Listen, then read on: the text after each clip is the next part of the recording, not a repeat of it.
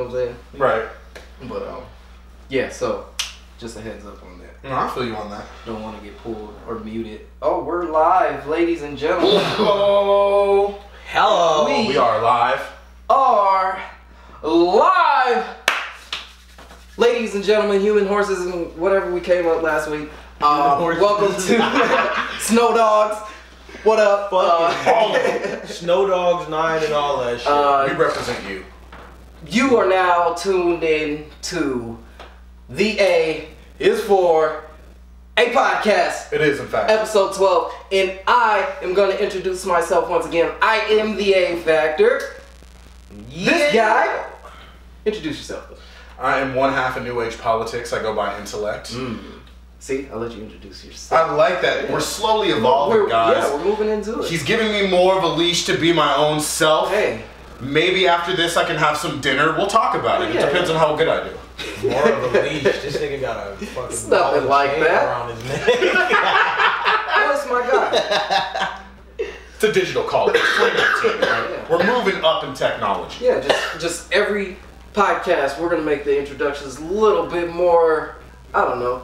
But this guy over here is just more. Just more. Just more. This guy, no introduction, but a lot of you cannot see this. So this guy over here is my motherfucking brother, Snowman. Go ahead, say what's up to the people. What's happening, everybody? You already know it's your neighbor, it's your friendly neighborhood Snowman. You know what I'm saying? Came to kick it with my brothers tonight. You know what I'm saying? I haven't been up here in a minute, so we gonna have a good time, man. I'm excited for what we got up here to talk about. We got a lot to talk about. Conversate. I feel like that's a very accurate statement. If Snowman's in your neighborhood, feel a little bit safer.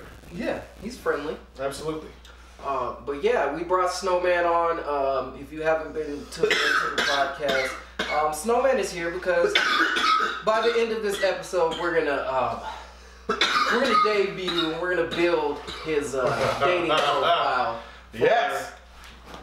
A thing that we're building up to, which we like to call legally blind dating with Snowman. Legally. Because Snowman is in fact legally blind. Yes. But you know what? So is love. Damn. It should be. Absolutely. It should be. Absolutely. You know, you feel like, you know, in this day and age, it's not always that. That's not always the case. That's true. And I feel like a lot of people are blind to the fact of what love Right. really fucking is. You know what I'm saying? Absolutely. Completely. And if we have a platform right now with young, aspiring lovers that are watching this to try and understand themselves, I feel like we owe it to them to show them how to do it properly. For sure. Legally blind dating with Snowman. And Snowman's like that. Don't look at me for love. Snowman is single. Oh no, we're looking right at you. Yeah. I'm not perfect. You know what I'm saying? I have my motherfucking flaws. Ooh, we'll get into your flaws and your pros and your cons. We'll get into that. We'll get into all of that. Yeah. We're gonna build your dating profile. We're gonna make it a today. well-rounded thing, all right? We're not just gonna hide you out. Yeah, and he's definitely single. He's ready to mingle. So, ladies, Oh yeah. Facts. we're definitely we gotta set up some way to where we could get their profile. I was thinking about an email. Okay. People, if you have any type of suggestions as a way that we can filter these women in, really get a good audition space going, put it in the comments. Matter of fact, if you are a gorgeous woman yourself, which all women are gorgeous, so everybody should be raising their hand right now, throw a comment in, hit the DMs, go reach out to Odd Squad, all right? We want to hear you. And we're gonna hey, don't just jump in my DM, okay? It's not fair that way, all right? Yeah. That's very true. It has to be blind, so you have to hear us up. Yeah. So that's the whole premise. We're gonna pick maybe 3 lovely ladies. Three's good. And we're gonna put them in the booth to where Snowman can't see them, and we're gonna ask them Which questions. is slightly excessive, but slightly excessive. Snowman. we can put him about right there, questions. and you still wouldn't see him, but it's okay. And we're gonna figure out which one he's gonna choose. Talking shit. And that's why it's legally blind dating, because it's like a blind date, but Snowman's legally blind. God, I can't wait. That's probably going to be one of my favorite episodes we ever do. I'm not. It's gonna be fun. I'm sure there's gonna be more than one. I was just about to say we haven't done it yet, and I already know we're bringing it back. Yep, for sure. So there may be a couple. You never know. We may find the love of his life the first time. You never fucking know, bro. That's a very big fact. Matt, you trying to catch this like last week? Nope. Matt, you ready? Oh damn! It hit the lens. Oh shit. I wonder what that was. No, yeah, I bet I guess like run that back. Yeah. We just found our thumbnail. The blood hit in the camera. In the frame. But of course, shout out to all the listeners. Shout out to all the viewers. This week we are live on the YouTube. So go put some flame emojis in the YouTube if you're feeling it, if you're excited to get into this episode or the dancer. Throw the dancer out too. I want to see a couple dancers. Let me get some aliens and some alien peace signs. The live long and prosper? Yeah, live long and prosper. Absolutely. The spot. Absolutely. Yeah, throw mad emojis in the comments if you're in the YouTube right now.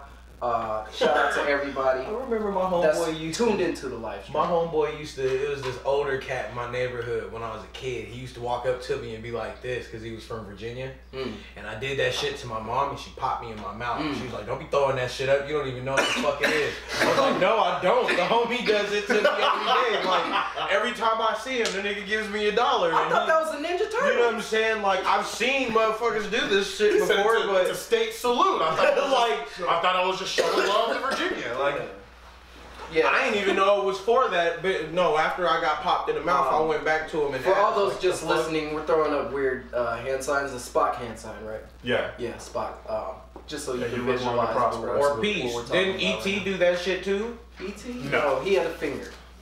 No, I'm not talking about this, nigga. Didn't he do this or some shit like that? Like, no, he did not. He did that. It was just that. It was just the solo dolo. Okay. Yeah, and it's the tip glue. I haven't watched that. I haven't watched that shit. Would it be glue or glow? Glow. It'd be glow. What's the past tense of glow? It glowed. It glowed. It glowed. It glowed. And it glowed so bright. It glowed so bright. Yeah, you never heard. It glowed so bright. And then that light glue. It glue to the level you've never seen it glue before. I'm fucking weak. Do you mean gel? Gel? No. No, bro. Let's move on. That's actually the name of this episode. We glued up. We'll figure out the name. I don't know if that one's gonna stay. It's probably not the name. Yeah, I'm not gonna hype that up. No, I'm not gonna hype that up. Can I get a lighter? But once again, shout out to all the listeners. Shout out to all the viewers. So what do we got? You got anything you want to plug? I do.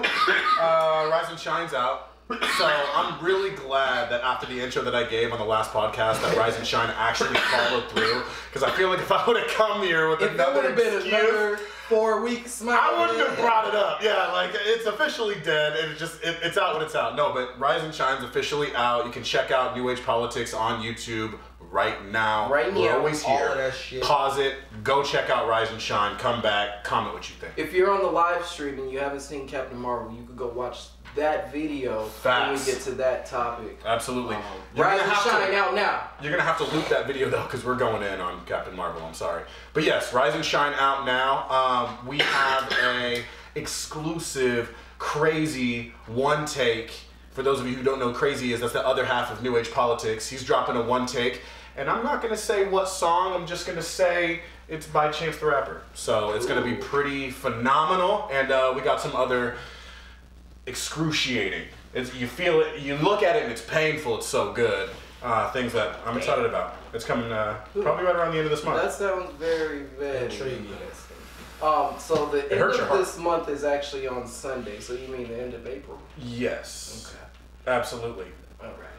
Just making sure. Alright. But I actually do though, because we're not dropping it in like the official we're live on YouTube right now, but the official video will be out as soon as we get the audio. This is a uploaded, right? I don't know how this one's gonna work now because it's a different system. Anyway, we won't get into that shit. As for the Odd Squad family, is that all you had to plug?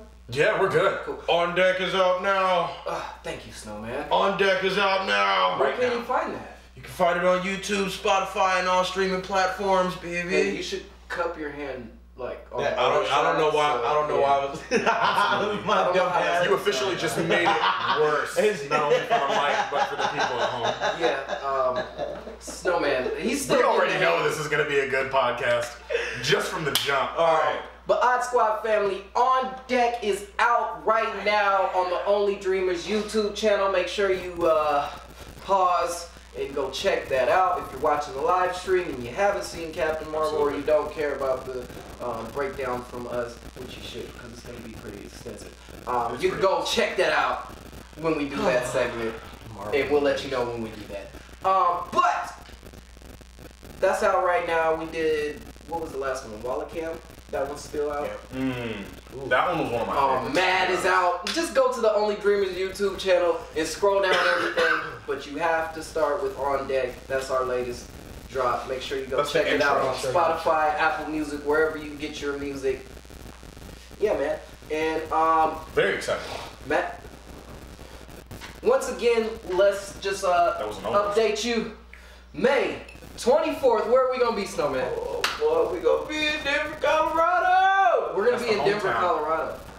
Yes. That's the hometown for the Mayonnaise Factory. Yeah, the home state. I love Colorado. I'm super excited for that, and we just actually got exciting news this week.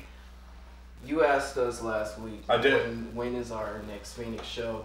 And I'm I am happy to announce that our next official show out here is going to be May 25th, the day after we go to Colorado. That's phenomenal. So we'll a good welcome home. Yeah.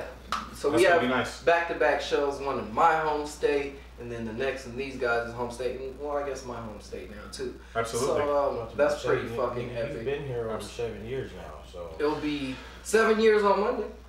Shit. You? Mm-hmm. Wow, that's awesome. Yeah, I've been here since 2011, so it's been some time. Absolutely. I thought you were talking about me. I'm like, I don't know if I can't claim this the home state because Seattle's my home, but I mean, this is definitely where I've established a lot of myself. Was in Arizona. I can dig it. For sure. I grew to be a man in Arizona. Yeah, my identity was definitely shaped. I grabbed the first traits of my personality that I know that's just like, this shit is not going to change. Like, until the gravestone, I'm going to be this. I'll take a shot to that. And, absolutely. My career pretty much started in Colorado, but it's mostly been out here. I started doing shows and really grinding hard in the studio probably about 2009, 2010-ish. Okay. And then I moved out here in 2012. So the bulk of my actual music career has been in Arizona. So that's why I consider it, like a second home. For sure. And, been here 7 years, man. Your cells, all the cells in your body completely are new. They regenerate every 7? Every 7 years. Absolutely. Taste buds, allergens, I would almost even say perspectives, for the most part. The way you view things based off of the collective experiences within that 7 years. Because if you think about it, 7 years, when you just go up the chart, is, I feel like, a good chronological, like, plateau in maturity. Like 7, 14, 21, you know what I mean? 28, 35, like... A lot of shit started. That's all right there. A lot of shit started changing for me when I hit 14. Maybe that's why. A lot of shit started changing for me when I hit 21. A lot of shit is changing. I'm about to be 28, and a lot. Yo, of shit 14 to 21, you think is so huge, and you think that's like, oh my god, that's leaps. But then you think of 21 to 28, and you're like, Jesus Christ. Yeah, like. But then I'm not 28 yet. I'm 27, and I'm like, oh my god, that's a 180. You know what I mean? I think I was beat up the 21-year-old me. That's a lot of growth. But still, at the same time, bro, when you think about how fast that shit flies, when you're 24, when you're 21 to 28, on the other hand, you got 14 to 21. I'd say from 21 to maybe 24 flew by, but then it kind of slowed down. I think I just kind of got a grip on things, and I started being more cognizant. For you, that would be around the time. That would be around the time you had Demir, right? Damn, I did have it when I was 24. You know what I'm saying? That's when shit kind of slowed down, because now you're not doing the shit that you used to. Now your whole game plan switches. And when you have a kid, your whole perception of time becomes different because you're watching it and you grow. So I can give it to Matt. Yeah, for sure. Right, and also too, I mean, naturally, your life is always going to change when you are living for something above yourself. Right. Because like you had music, and you had your legacy, but that is still, I don't know, it's still directly correlated to. I don't know, man. It's kind of hard to describe because technically, like, your son is still yours, but like, I don't know, like, it's a cause for outside yourself. You know what I mean? Yeah, like just everything, like legacy and your stuff. That's all within yourself, built and progressed. No, you want to know what the definition of that is? Love. The true definition of love. Doing something solely for somebody else that has nothing to do with you. Yeah. But what is self-love then? That's unconditional love.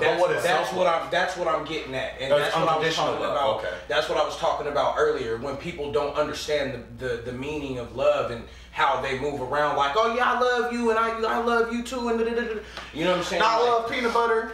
Exactly. You know what I'm saying? I'm throwing love willy-nilly. It's just, it just rolls off your tongue way too fucking easy, and it's because you do not understand the true definition of unconditional love. When you love a motherfucker, you gonna do anything and everything outside in your power that doesn't have anything to contribute. And sometimes outside you your know power. what I'm saying? Yeah. Exactly my point. And that was the first word I was about to say, because giving your all to someone is one thing, but doing something that you don't fucking have, that you just, I learned how to do that because I did it for you. 100%. You know, it gave me another gear, I guess. Like, that's how I could explain it. Like, this was my meaning at first, but once I had a son, he became my meaning. But it made me want to grind this harder, because if I do this, it'll further his life and make his life way better than if I didn't continue to. And then find my meaning. And I can show him and his brothers and sisters that, you know, just go out there and chase your dreams and you can make this shit happen. Man, we got deep right there. Absolutely. Real deep. Absolutely. You know what I'm saying? But for the best times are random, because they're always needed when they're random. You know what I mean? Because those are the times where it's just a stream of consciousness and it just gets pushed out. You're like, I guess I've been feeling that shit for quite some time now. Like when I was freaking out. Yeah, my subconscious saw an opening and was like, ugh. Yeah. And for me, I don't have that. I don't have a kid. You know what I'm saying? I don't even got a girlfriend right now. But I have my brothers. That's why we're here. I have my brothers and sisters. You know what I'm saying? And those are the ones that I look at for that. You know what I'm saying? Like, it's always been, I mean, them, my little cousins, like, I watch my niece every day, damn near every day of the week now. You know what I'm saying? Like, but it's like they say, like, you really can't explain that shit. No, to have you can't. Like this, I made this. Like, he's seriously a piece of me. Like, I look at him, but I see myself. Like, damn. And those things aren't meant to be explained. Right. You know what I mean? They're only meant to be experienced. Right. That's some shit right there, boy. Damn. That's why you can't explain it, because it's not meant to. It's not in any way, shape, or form connected to this conversation, but it's like DMT. That's what I was just about to say, though. It's something like DMT or a shroom trip. Exactly. It's an experience that you can't explain. Because if a motherfucker has never done that shit, they're not gonna know what you're talking about. Yeah. Well, at all. That's any way, shape, or form. And there's no way that you can explain those feelings, though. Exactly. To me, theoretically, that's a different story. Because if we're talking about drugs and mind-altering drugs, personally, I believe that it's not necessarily mind-altering. I believe it takes you further away from the third dimension, which is where we all reside right now. It unlocks. It unlocks a certain level. It's kind of like a life cheat code. It's you know what I mean? Where do we go? Like, where do we go when everything is over? Right, the source. My answer for that would be energy. Because after what happens after here is we're not able to comprehend it. Right. And that's a human trait. You comprehend things. Right. We're able to make sense of shit. So when you lose all of that, right. And that's what I was trying to. No one can explain that. That's energy. That's what I was thinking. What are you? I mean, because you can never kill energy. Energy never dies. It's a continuous fucking thing. It moves. It moves. It moves. It cannot That's why they say the universe is always expanding. So to an extent, you are the center of the universe. Right. Because wherever you're standing, everything is moving from your point. You see what I'm saying? And see, and that was my original point with the difference between the mind-altering drugs is the fact that people that haven't experienced it are trying to find like rhetoric that is proof or evidence that allows them to understand, like, oh, that's actually what happened to you. But you can't use the tools of this dimension to describe the tools of the other dimension. You know what I mean? Because like gravity doesn't exist over there. Body, physical dimensions to where you can see depth perception kind of doesn't exist in a lot of those realms. But I can tell you from... So you can't use, you know, that realm has a completely different set of math, has a completely different set of physics, and the only reason why we don't know it yet is because we haven't had time to be there, right? We know it here because we've been here millions of years, so we've had time to develop and live amongst this world and understand the laws of this world. But you can't describe the laws of another world or another dimension with But this I also can't describe understanding. to you the feeling when you see your child come into the world. Right.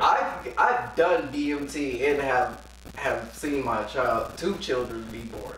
So Both I sides can of the tell spectrum. you that it's fucking a crazy experience Was it that the you same? cannot explain. Would you say, experience were there both parts of times? it were the same? For the kids? It's out of body.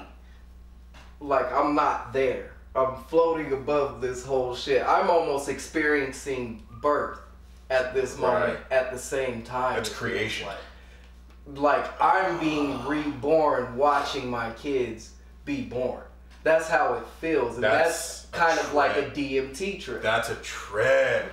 And that would probably be the best way to explain that. I just, stream of consciousness, I just came with that. It's weird. I guess that's probably the final way that you can explain it. It's like being Because I'm sure born. the level of euphoria that you feel, just your emotions alone will put you in a completely different place in that situation. Oh, yeah, I've never had a kid, but like, guaranteed. I've had close friends that have had kids and stuff like but that. And like, I've experienced almost a different level in their character after it happens, because it's like the opposite of trauma. You know what I mean? Like, it's an event that it brings such elation to you in one moment. It brings such an emotional purge in one experience that it literally changes your perspective on life. Yeah, and you can't go through, from we were saying, from 14 to even 28. How many experiences have you had that completely changed your life like that? Like the person that you were before that moment no longer exists. You can think of and you can literally think of them. There's a couple of them right now that I can literally describe what I was wearing, what I smell. You know what I mean? Because your mind will implant such a significance on that moment just for survival, and the idea of you've now evolved to this point, you must remember the reason why you have to continue to not lose that. It's like a memory. It's like when you get to a certain point in the game and you gotta save that shit because you don't want to fall back. You don't want to have to do the same shit over again. You know what I'm saying? Stop, save your shit, wait for that shit to load up, and then keep moving. Which is a very interesting situation. That's crazy because I was going through a fucking trip all week after that VR conversation, right? You went down a rabbit hole. I went down a fucking rabbit hole. So I want to play this response. So Leon Harrington, he left this video response. Hey, big shout out to the 253 and the boy Leon the Klingon. That's my brother, Leon man. the Klingon. I grew up with him, bro. That's my cat. This shit threw me for a rabbit hole because we posted that VR conversation. Well, I posted it on my Facebook and tagged you guys, and he came with this response and really got me tripping on some shit. Hey, yo, you guys also got to think about this. The movie Total Recall with Tom Cruise, with that system shit he was doing, banging on niggas, that was real. So if back then they were using real technology to test out in movies like that, you got to think about the technologies they put in movies nowadays and how they might be testing out things. All right. So that's a really interesting point. That's all of this. A lot of this technology, right? We know for a fact that the government, the military, has a lot of this technology before they put it in our phones and shit. It's always going to be a tip of the iceberg situation. Right. You know what I mean? Yeah. So we were having the VR conversation last week about where it's going to go. So I was going down a rabbit hole of the simulation theory. You know what the simulate, basically we're all in a game right now. This is a game. Program, the world is just ones and zeros. Yeah. And so I was going down that rabbit hole and then got into transhumanism. Like, so if humans evolve past the point to where we transcend everything that's holding us back, like Right. our mental flaws, our emotions, our physical Lucy. bodies, so, you know, shit like that. Lucy. Are we human? Lucy. Or Lucy, or the question that I Perfect asked example, was, right there. Yeah, that's a pretty good example. But even Ex in the machina. instance, it's stated, and you bring it up because you asked that question earlier, like, what are we? For me, I still say we're human, because at the end of the day, human is not bound by anything. You know what I mean? It's just our species within itself. So if human- us as a species transcend into something else, we are just now human evolving. That's all it is. You know, we have now reached a different state of human. But Whether you that know, is a spirit state or an alien state, or we grow an extra arm for survival. but not whatever it is. everybody's gonna be down for that. So then there won't will have a be choice. two different. And Time happens. Like nobody think had there's nobody still had a always choice about gonna be- having fingers, bro. Like nobody had a choice about having, you know, technology. Like this was just the way naturally humans have adapted to be what it is. You know what I mean? I'm talking about evolution. there's no more other species of humans, because years ago there was other species of humans living with our this current version of us, right? Right. And we killed them off. So what happens if we get to a point, say we create AI, right? We're humans, right? We don't really transcend, but we make AI, which is kind of an extension from us. So what is AI? Is that human? If we give it the emotions and everything that a human has? Consciousness? No, I just believe it's a different version of what we are. You know what I mean? Like, No, it is. So It's the either exact way. same. even in Christianity, they say we're all made in His likeness. Exactly. You know what I mean? Point. Like, in terms of a simulation type situation, like, that's an AI. Like, AI is going to be made in our likeness because we can only conceptualize what we are around. Do you know what I mean? Like, unless we want to make like some weird ass AI. But when you ascend, you go into a greater state of mind, a greater state of thinking. That's what the AI is there for, right? Right. The AI is there to do and predict and go through all of the shit that we as the normal human being isn't doing. You see what I'm saying? Right. So that is the extension of us, because once again, like you said, in the Bible, it says we were made in His likeness.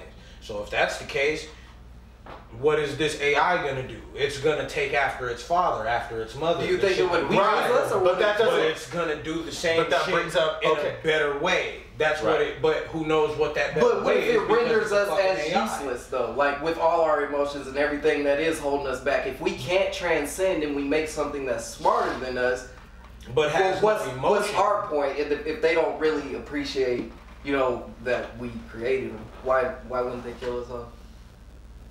I mean, at the end of the day, we are building our own path to destruction in that situation. It can be what we want it to be. And for me, I feel like AI is a very interesting thing because, like, computers are becoming more and more advanced or closer to AI because more and more technology is coming out that is allowing essentially like more chambers, more options, more situations that they will account for, right? And it's getting closer and closer to awareness. But to the point where awareness comes into play, they either have to make an algorithm within a machine that can predict algorithm, which is like literally insane. You know what I mean? Like you can't think of a number that can predict an infinite amount of other numbers because that's free will. That's truly like AI intelligence where they're like, you know what I mean? Like that's the future that we're all scared of. Like I feel like, and so that's the one way to do it. Or we literally build every single option that could ever be, that could come across within an interaction with an AI for them to compute best options in the regard. You know what I mean? Like, and that's also It would all have to be a program, but if we make the program, because like good we don't enough, even know that. If we make it good enough, then it could think for itself. That would be like They've the Ex already Machina, made- the shit that's kind of scary. I feel like everybody just freely says that though. Like I don't think it's that easy to just be like, and then no, sooner or later it's just gonna think for itself. Like, well, you know, I just read an article recently. For the first time ever, a scientist in a laboratory has created a living cell from scratch, and it's capable of synthesizing its own energy and constructing and organizing its building Like blocks. it's a like actual cell. That's the scary shit. That's the scary shit right there. Because that's the kind of shit that you have to end up, it gets to a certain point where you're like, all right, this motherfucker is growing too much. Right. We're going to have to put this bitch in a cage in fucking space, and then boom, you got aliens. Just came up with a sci-fi movie. No, there's a movie. There's a whole franchise about it. There's a whole fucking franchise about that shit, and these motherfuckers are trying to do it. So to Leon's point, is it all real? The intent here is to grow organs and to like growing organ my ass. The beginning of every zombie film started with really good intent. You're telling something. You're trying to program something. We're just trying to cure AIDS. That's just growing. 28 days later.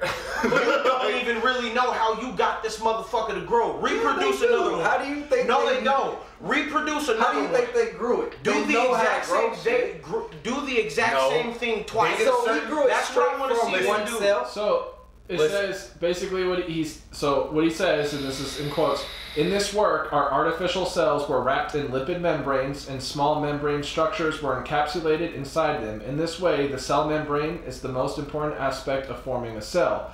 The lipid membranes contained the proteins ATP synthase and bacteria hopidsin or something like that, purified from living cells. Right. These were designed to work in tandem to use light energy to create an energy difference inside the cell, and then use that energy difference to construct more molecules and more protein. What normal motherfucker? It's doing photosynthesis. What normal motherfucker is gonna? Okay, what normal motherfucker is gonna know what the fuck you just said? Number one. Number two. Number two. If it's performing photosynthesis, that means this motherfucker is breathing. Okay? Something. Yeah, that's basically what photosynthesis is. Light. It's converting sunlight. That's what plants do, right? That's how we get oxygen, right? That's a form of it. It's okay, but that's what I mean. It's like I don't know the whole fucking thing for it. You know what I'm saying? Exactly. It doesn't have a brain though. It's not. But it's not a living thing. So this is my point. So this is my point with that. It's just doing what it's doing, right? How are you gonna make this motherfucking thing that's just doing what it's doing grow into an organ? Well, because they're building blocks. Yeah. It's like kind of like Legos. They're gonna learn how to specialize each cell. Yeah. And they're going to reconstruct to build a lung within itself. Yeah, what it needs to construct everything starts from one cell. They start reproducing themselves. They have specialties, and then they become a certain type of organ. That's insane. But it's all just clusters. I can't believe that we're at that point. That's fucking scary. Human That's what it is. evolution. They're gonna fuck around and make an alien. Back to the crazy like VR simulation conversation. So we have all these technologies, right? And there's a lot of shit that we don't even know about that they're hiding from us. We don't have to get the tinfoil hats. It's true. It's a well-known fact. But so who is to say that we haven't already? So VR is dope as fuck. It's almost becoming undistinguishable from real life. One point is gonna be completely there. So how do we know we're not already there in the simulation? We're just all living off code.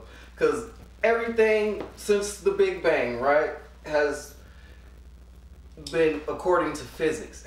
This conversation is all just a product of physics, right? Just things moving, situations happening, just kinetic energy. It's just energy, right? We're going. Isn't that like a computer program? When it would just be the code, it wouldn't be the physics. The physics is the code of this universe. What if we're in a simulation? I mean, this is pretty much the chicken and the egg conversation. It is.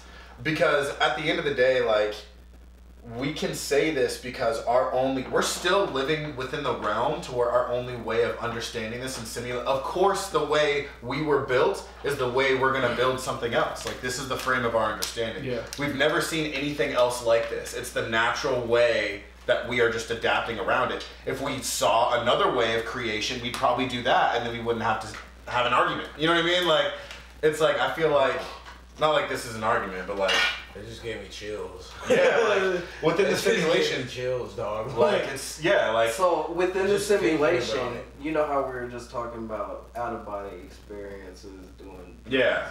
and whatnot. Could that be a glitch in the system? oh for sure. To where we There's- can actually travel to the other dimensions and see what's real? I think there's always glitches in we the are system. actually just in the computer code. The only thing that is perfect. So you're is saying like code. that's a trip, that's a field trip. You know what I'm saying? Out. That's like hacking the system, like finding a back door or whatever. Or like a cheat code in life. Yeah, like a cheat code. Right. You take that and Right. your But brain then- only but operates then- at a certain vibration. But This shit unlocks all the vibrations, so you can walk through every door that you want to, or Right. it just takes you where it takes you. I've never done anything in hallucinogen power level over shrooms, and I'm But excited shrooms to can do be more. pretty But powerful. shrooms is definitely a powerful hallucinogen. Dude. Man. That psychedelic is Dude, nice, dude, and like dude. I had a lot of clarity. You know what I mean? Like there was a lot of moments in there where we talked about moments that you've ingrained within yourself because you've understood that after this moment you now have like traits that you want to move with for the rest of your life on. A lot of not a lot of those, but at least like 2 or 3 of those were definitely some shroom trips, man. Like Yeah. Oh some no, good the major. memories. Oh, yeah, the those major, are like- the tip of the iceberg for me was the DMT trip. It was an ego killer. DMT, To the that's highest, crazy. to the highest fucking level, to the highest fucking level. Because And that's like, what, I like, definitely. that's what the I know code I is. want to at some Imagine- point in my life. That's what like sure. That's on the transcending would bucket feel list. like. Now imagine to the point where Ego death. when it's all over, that's the last thing that you are going to feel. That's the tip of when you're born and when you die. You know what I'm saying? So you're saying you experienced that in Yes. DMT? Yes, to the smallest extent. Yeah. Like that's the easiest form. Well, of saying DMT is a chemical that that fires in we your brain when you that actually when we that when you go to Or you have sleep to and make all of that that shit. Like if we didn't have is the what DMT, makes you drink. it's almost like Right. a DMT blocker. If we didn't have that in our body or in our like digestive system, Right. you would feel that shit eating everything. Yeah. You know what I'm saying? Because it's like the soul molecule or Right. the Spirit molecule. spirit molecule. You know what I'm Right, saying? yeah. It is within everything, whether you really know it or not. You know what I'm saying? It's like Word. Yeah. That's very true. Yeah, yeah. So that whole trip. I Yeah. wrote down. you know what I'm This saying? Like that was and then on top of that, cheat codes are left in games for But a I feel fucking like reason. sometimes, You know what I'm like saying? even like Right. this conversation, don't you? I feel like I'm. Yeah. You'll say sometimes it feels like some shit when you're just speaking on some real shit. Like I've brought people into my trips while I'm tripping. I feel like we Yeah. have the power, but Yeah, it's for just sure. we naturally When you- have these blockers, so we tell ourselves this is our reality. But honestly, So every no matter what, so No, if we it's are in a shit. simulation, right? right. There's, say we are, and somebody built it and they're out there, and even if we die, we wake up as a completely different person with completely different memories, right? Who cares in this life? Because this is your base reality, Right. right? We can go visit other places, but you have to live for this base reality, at least for this moment. Absolutely. And I completely agree with that. I mean, like, yeah, exactly. No matter what reality that you're in, live it 100%. You know what I mean? Like, Yeah, at least because you don't use know. At the your end of the day, physics we to don't the know best if of this your- is a simulation. I don't know if I have VR glasses on right now, but who cares? Right. This is all I know. When I wake up from tripping out, That's when a I fall fucking- asleep, That's Right. a because trip for in whatever itself. reason, humans still need to go to sleep. But I feel like it's also That's a important to trip say in we itself. can achieve outer realm experience without drugs. Yeah, for sure. Meditation, Yeah, and that's what I was meditation getting and at. Of course. consistent meditation If and you've never- visualization is the most powerful drug you can ever do in your life. If you've never meditated, you're missing something. And it's just And that's a real life thing because like for example, all humans have to sleep, right? One night I was kicking it, I was drinking, smoking, couldn't go to sleep. I was tired as fuck, but my body would not let me go to sleep. I sat up, got my stance. I was there for about an hour and a half and didn't even fucking know it. You know what I'm saying? I was literally just, I cleared my mind and sat there, my nigga. Finished it, rolled over and went right to sleep. Yeah. No problem.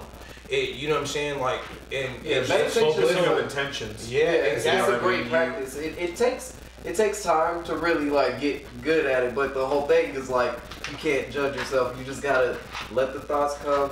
Let it pass, but clear your mind. Just have your mantra or whatever it is, and just focus on that. But yeah, you can have like the out of body experience, the trip like feelings without actually having to do drugs. You said you got so deep into meditation you felt like you were on one of those road trips, didn't you? Yeah, I've achieved like mild DMT trips just through meditation. 100%.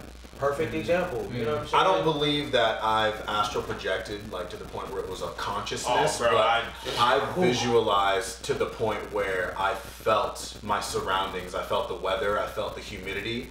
I visited, places in my mind that were significant to me that I could paint and put as much detail in. And the more detail that I placed in there, you could not tell me that I could not feel the coldness of the stainless steel fridge at my mom's house in Washington while I'm sitting at my bed in Tempe.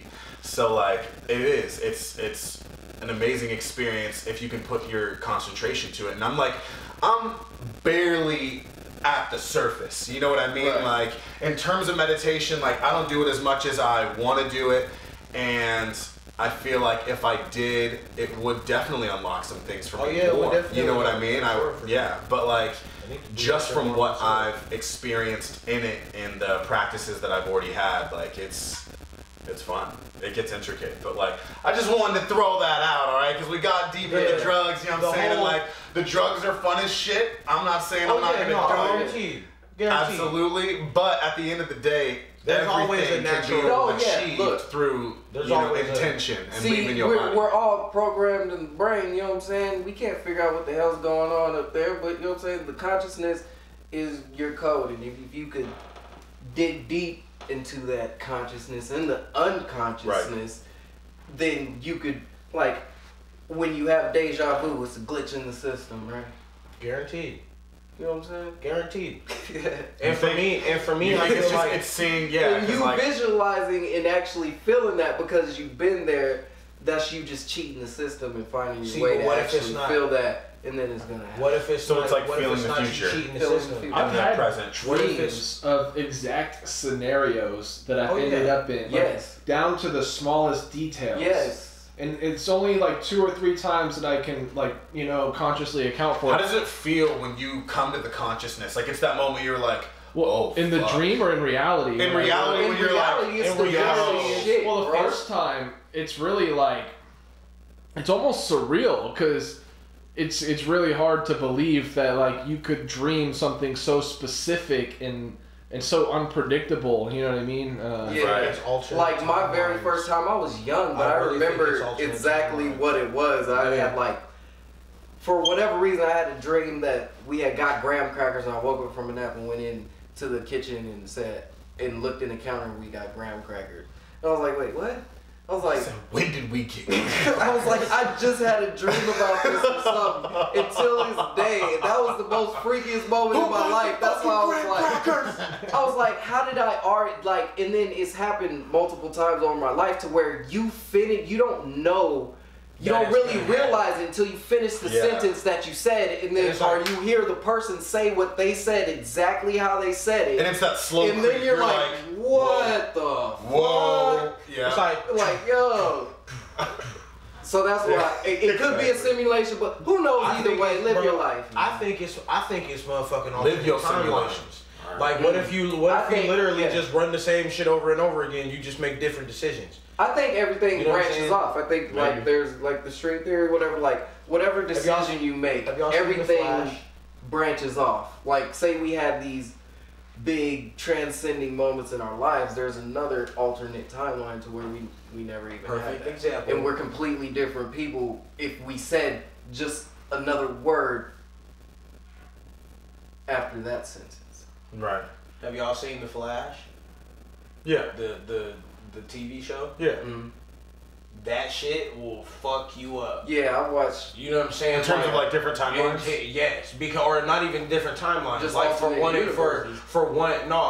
for the one universe, but different shit happening at the exact same time that you don't even know about. You know what I'm saying? Yeah. Like right now, all three of us are sitting in this room, but there's another version of me from the future that came back to change some shit, like throw a rock at the door so I don't say some dumb shit or something on camera. Damn, if a rock hits the fucking door, bro. No, but that would be some weird fucking shit. That would be some weird fucking shit. It's like fucking Snow from the future. No, oh my god. But literally, like, dead ass. You walk out, you just see a white flash hit the corner, you're like, nigga, I'm Snow. I know I'm Snow, bro. You can't tell me what. It was with the white that flash. same shit. With that same shit, that nigga's outside. It's a version of me from the future. Right. But there's another version of me from a future further than his sitting over here, and he knocks on the fucking wall. You went deep. But that's what literally happens in the show, my nigga. Like, there's a scene where it plays itself out multiple times throughout the whole. But you know what's happening but right you now, know bro? exactly, like the motherfucker who is at the end of the line, who's the furthest in the timeline. You know what I'm saying? Original is the exactly. Because he's already been through all of this shit. You're not even the original. He sat there. He sat. That nigga has sat there in that window and thrown the rock at it, and then he's also that motherfucker over here knocking on the wall. He is because he's done all of this. He's been that person doing every single thing. He's been the motherfucker sitting here saying the dumb shit, so he fucks his life up. But since that moment that back, he's over there knocking on the wall, he's no longer the same him from there. So he's not you or him. He's not exact. I'm not. He's hella funny person. Hey, and you know what'd be hella funny? The snowman that's walking out there, he's on a completely different mission. Like, he's not here to do that whatsoever. Like, he's off, like, he's about to, like, go chase somebody down, and he's with somebody, and he sees the door, and he goes, what time is it? No. Oh shit, I gotta do this right now, bro. No. This is perfect timing. And then it was right when you said it. You know what I'm saying? My theory is that shit's nuts. That snowman, I'm telling you, nigga. that snowman that was outside, but that's the future snowman. That snowman that was outside decided he wasn't gonna throw the rock because he heard you say it. So now that motherfucker over there. So now that motherfucker over there has to chase this motherfucker. Right. No, he has to chase him, who's about to throw the rock. The dude that was gonna knock on the He doesn't throw the rock. He doesn't throw the rock. We're going way 15 minutes now. We're going into like interdimensional snowman tag. That's Rick and Morty, my nigga. That's Rick and Morty. Alright, we went way too deep into that topic. That shit was hilarious. Holy shit. Alright, well let's get into Captain Marvel. Oh, hey, fair warning to everybody, alright? We will be conscious right now. Spoiler alert. And, you know, right now in the comments, there is a, well, not for live YouTube, like just, I don't know, check back in. I don't know how to do this for live YouTube. You just gotta, yeah, check back in if you don't want. If you don't want to hear this, this is what we're talking Captain Marvel. I'll set a timer. We'll set it. We'll give us how much? We want 15 minutes. 10 minutes. We do have to set a timer. That's a good idea. From the Captain Marvel, we're gonna get into some theories about the new phase and you know, some other shit. Bro, we're gonna dig deep. Some in-game theories. Okay, let's 15 minutes. We can do 15. Can we wrap it up in 15? We can wrap it up in 15. I say do 20 for because I got some shit to throw at your ass. Alright. I got y'all brought me here for a reason. Y'all brought me here for a reason. We just bro. might. It's not just Captain Marvel though. It's all of that shit. You're right, because it's Captain Marvel you know kicks it off, and then we get into in-game theories, and then we get into the new phase. Exactly. And there's a lot of shit there. Exactly. So, all right, there is a lot of shit. Okay, so we'll give people time. I'll set a timer for 10 minutes. If we're not done in 10 minutes, we'll re-announce that they need to leave again. Oh my god, man. We'll be like, hey, we're still talking about it. You guys need to come back in 10 more minutes. No, we need to commit to a time. We need to commit to a time. Is it 15 or is it 20, fellas? Snowman wants 20. Snowman's the guest, I guess. Look, I told y'all, I'm at y'all home court today. All right, so y'all tell me what to do. All right, you know what? In the spirit, we're going 20. We'll go 20. We're gonna go 20 Matt's minutes. into it. Check back in. All right. Check back in 20 spoiler minutes, alert, y'all. from this moment Or just on. stay tuned. Just stay tuned. If you either do way, not want to the hear movie's dope as shit. the So spoilers. go watch that. I mean, Yeah. you could still watch the movie and not get come it, back. and you could still not have watched the movie and Right. still not understand what we're talking about until you watch the movie. You know what I'm saying? It's not really a spoiler alert unless you know what the fuck we're talking about. Most of the spoilers, You know what I'm saying? well, I don't know, I guess. It's the truth. I mean, 'Cause it's all on the internet at this point. I had to avoid it. I gotta go see it again. I watched the bootleg copy. Did you? Yeah. I want to start this off by saying big shouts out to the main nigga Ben Mendelsohn. That boy is so hard. And in case you don't know who that is, I don't know who that is. that's the lead scroll. Okay, yeah. That like Oh, turns you talking about dude who was he's so many things. He was what's the name's he was what's the name's boss. Yeah. He was the Nick dad boss. that went away on the ship with the mom. Yeah, he's the one absolutely. who showed up to get his mom. Yeah, Bro, he was he's the smart one kid. that knew that she was different. Bro. Yeah. He All was right, the, so the spoilers start now. Yeah, he was the businessman in Dark Knight Rises. He was the one that Bane was like, "Do you feel safe?" and put that fucking hand on that nigga's shoulder. That nigga got shook. Bro, he was the main villain in Ready Player One. He was the main villain in Star Wars Rogue. Was it like Rogue? Rogue One. Rogue One. I don't watch Star Wars like that no more. But yeah, it was Rogue One. Yeah, but Dude, he's anyway, shout out out there, to bro. that actor. Big shouts out to him, bro. I didn't But see he that killed scroll that. shit coming, But bro. no, you know what? Towards the end of the movie, I started feeling like when he showed up and he was like, "Look, I don't want no problems." You know Well, what I'm saying? hold on. All Let's this, start this, from and the that. beginning. So, what do you guys think about the whole concept of the movie?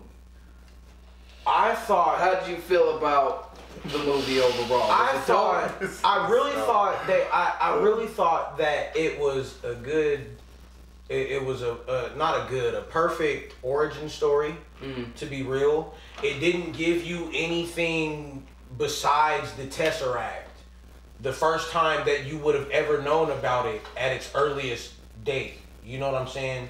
With everything that's going along with the like, how did the Red Skull steal that shit from Stark? You know what I'm saying? But that's because 1950s. but no, this was before that. No, it wasn't. This was 1990s. This one was in, it started like... This was in like 1990, like 95 is when 95? she came back. Okay, no. That's what. The Okay, crash happened I'm in sorry. 89. I'm sorry. 1950s. So I mixed it up. How did Stark give her how did she get the Tesseract? You know what I'm saying? Shows Yeah, how she Marvel. got the Tesseract. Yeah, she got it from not Marvel. Captain Marvel. I'm talking about. No, I know. how did- Marvel, the scientist. How did the scientist look, get how the did the- Tesseract from Stark? Stark, right. So See what I'm did you saying? watch both the end credit scenes, right? Yeah. Okay, so we know how Stark got the Tesseract, right?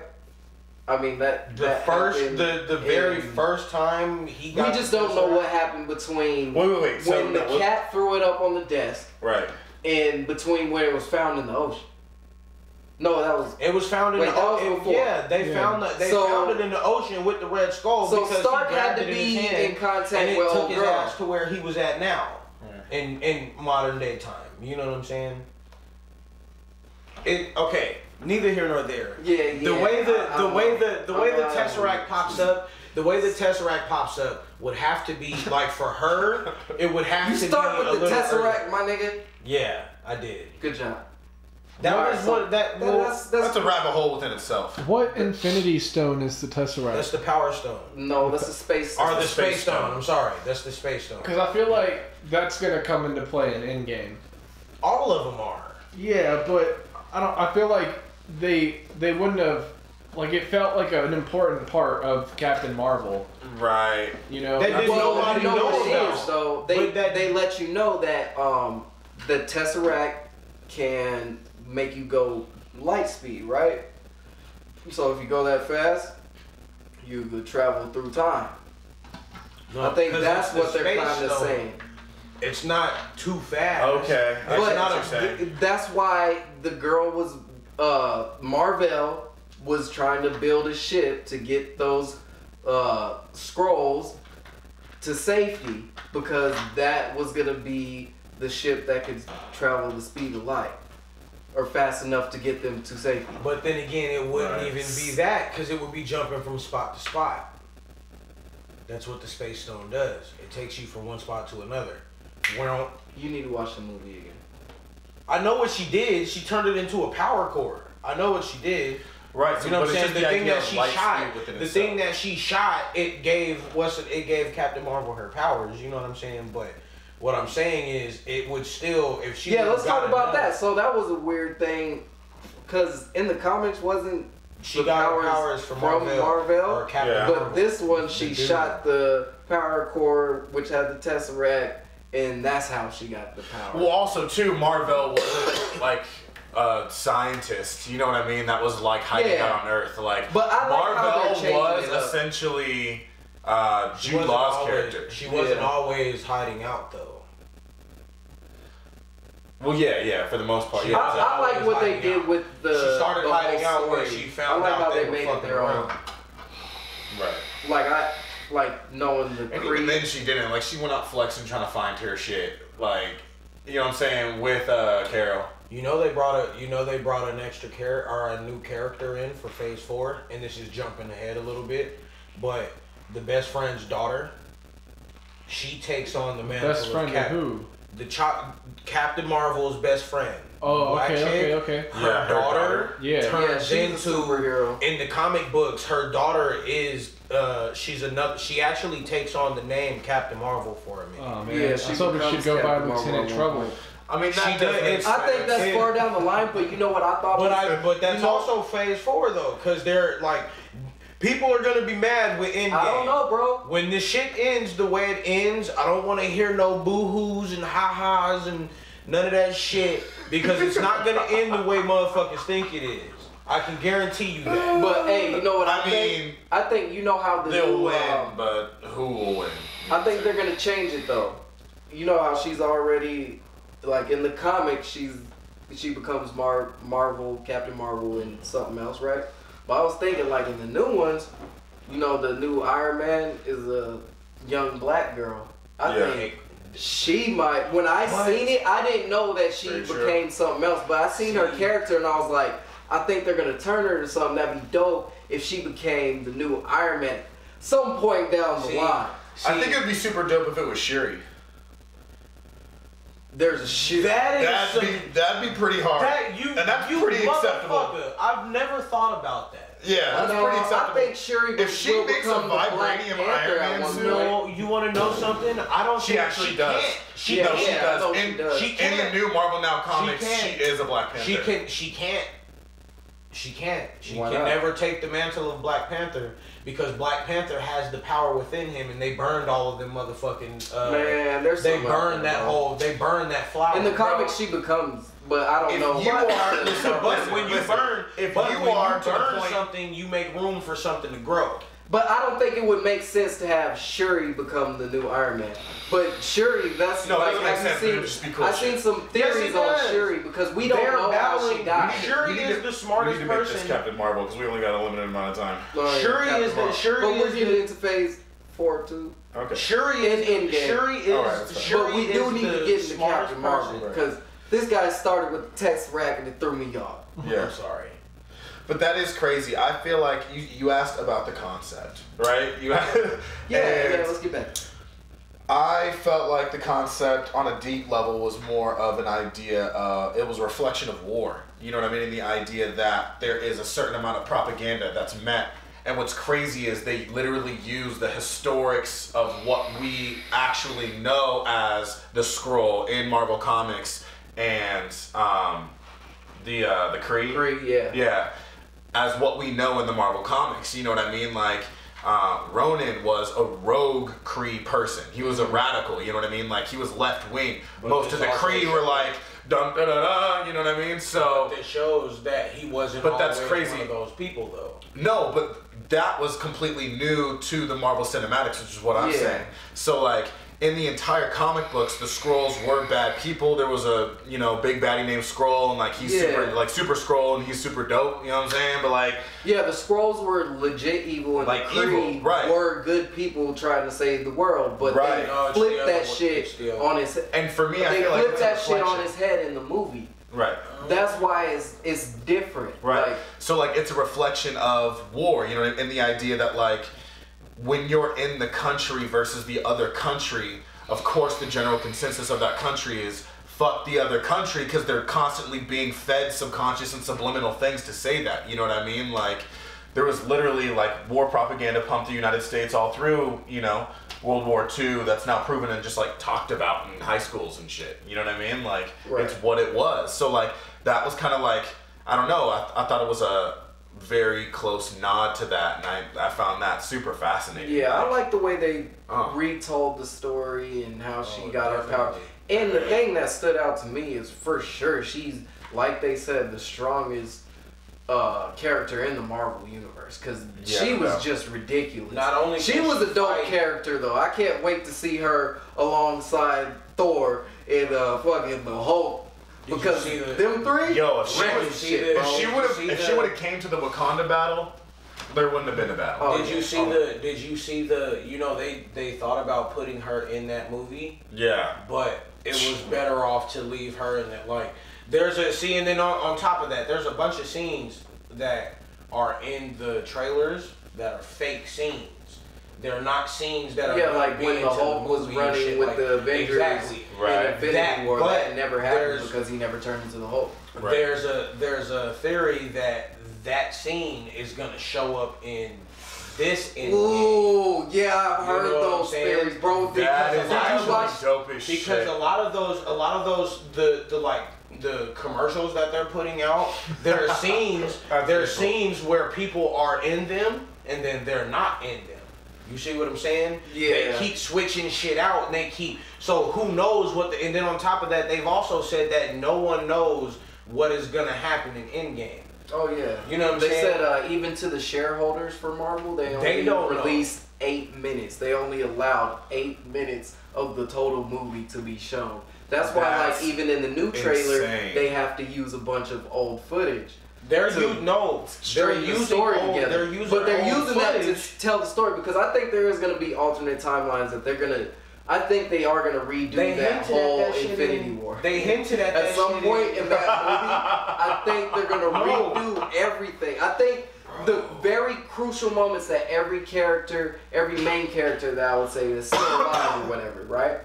Every main character that had a very crucial moment in that movie, in Captain Marvel, I think she's gonna have a very critical role. Yeah, for sure. In that shit. Ant-Man. I think they're gonna go back and Ant-Man's gonna have a super crucial role. In this they're gonna go back and redo all those super hard moments and just think about it and do it better. Like, I think Thor is gonna chop that motherfucker's head off. It wouldn't surprise me if she only shows up so many times in the movie.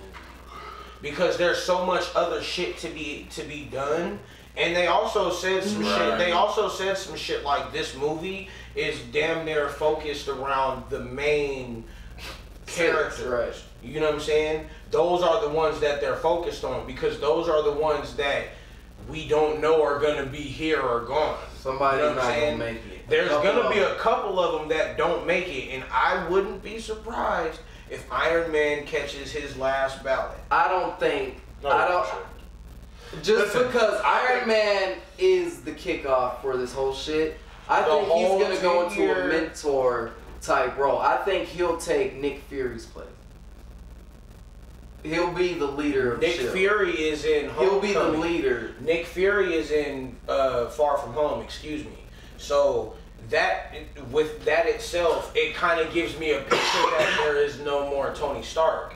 Because Tony Stark is the one that brought Peter Parker in. Well, so we already said Marvel shows some shit that they might not have. They always try to tease us with the trailers, so we have no idea what the fuck Homecoming is gonna have. But that's all new footage.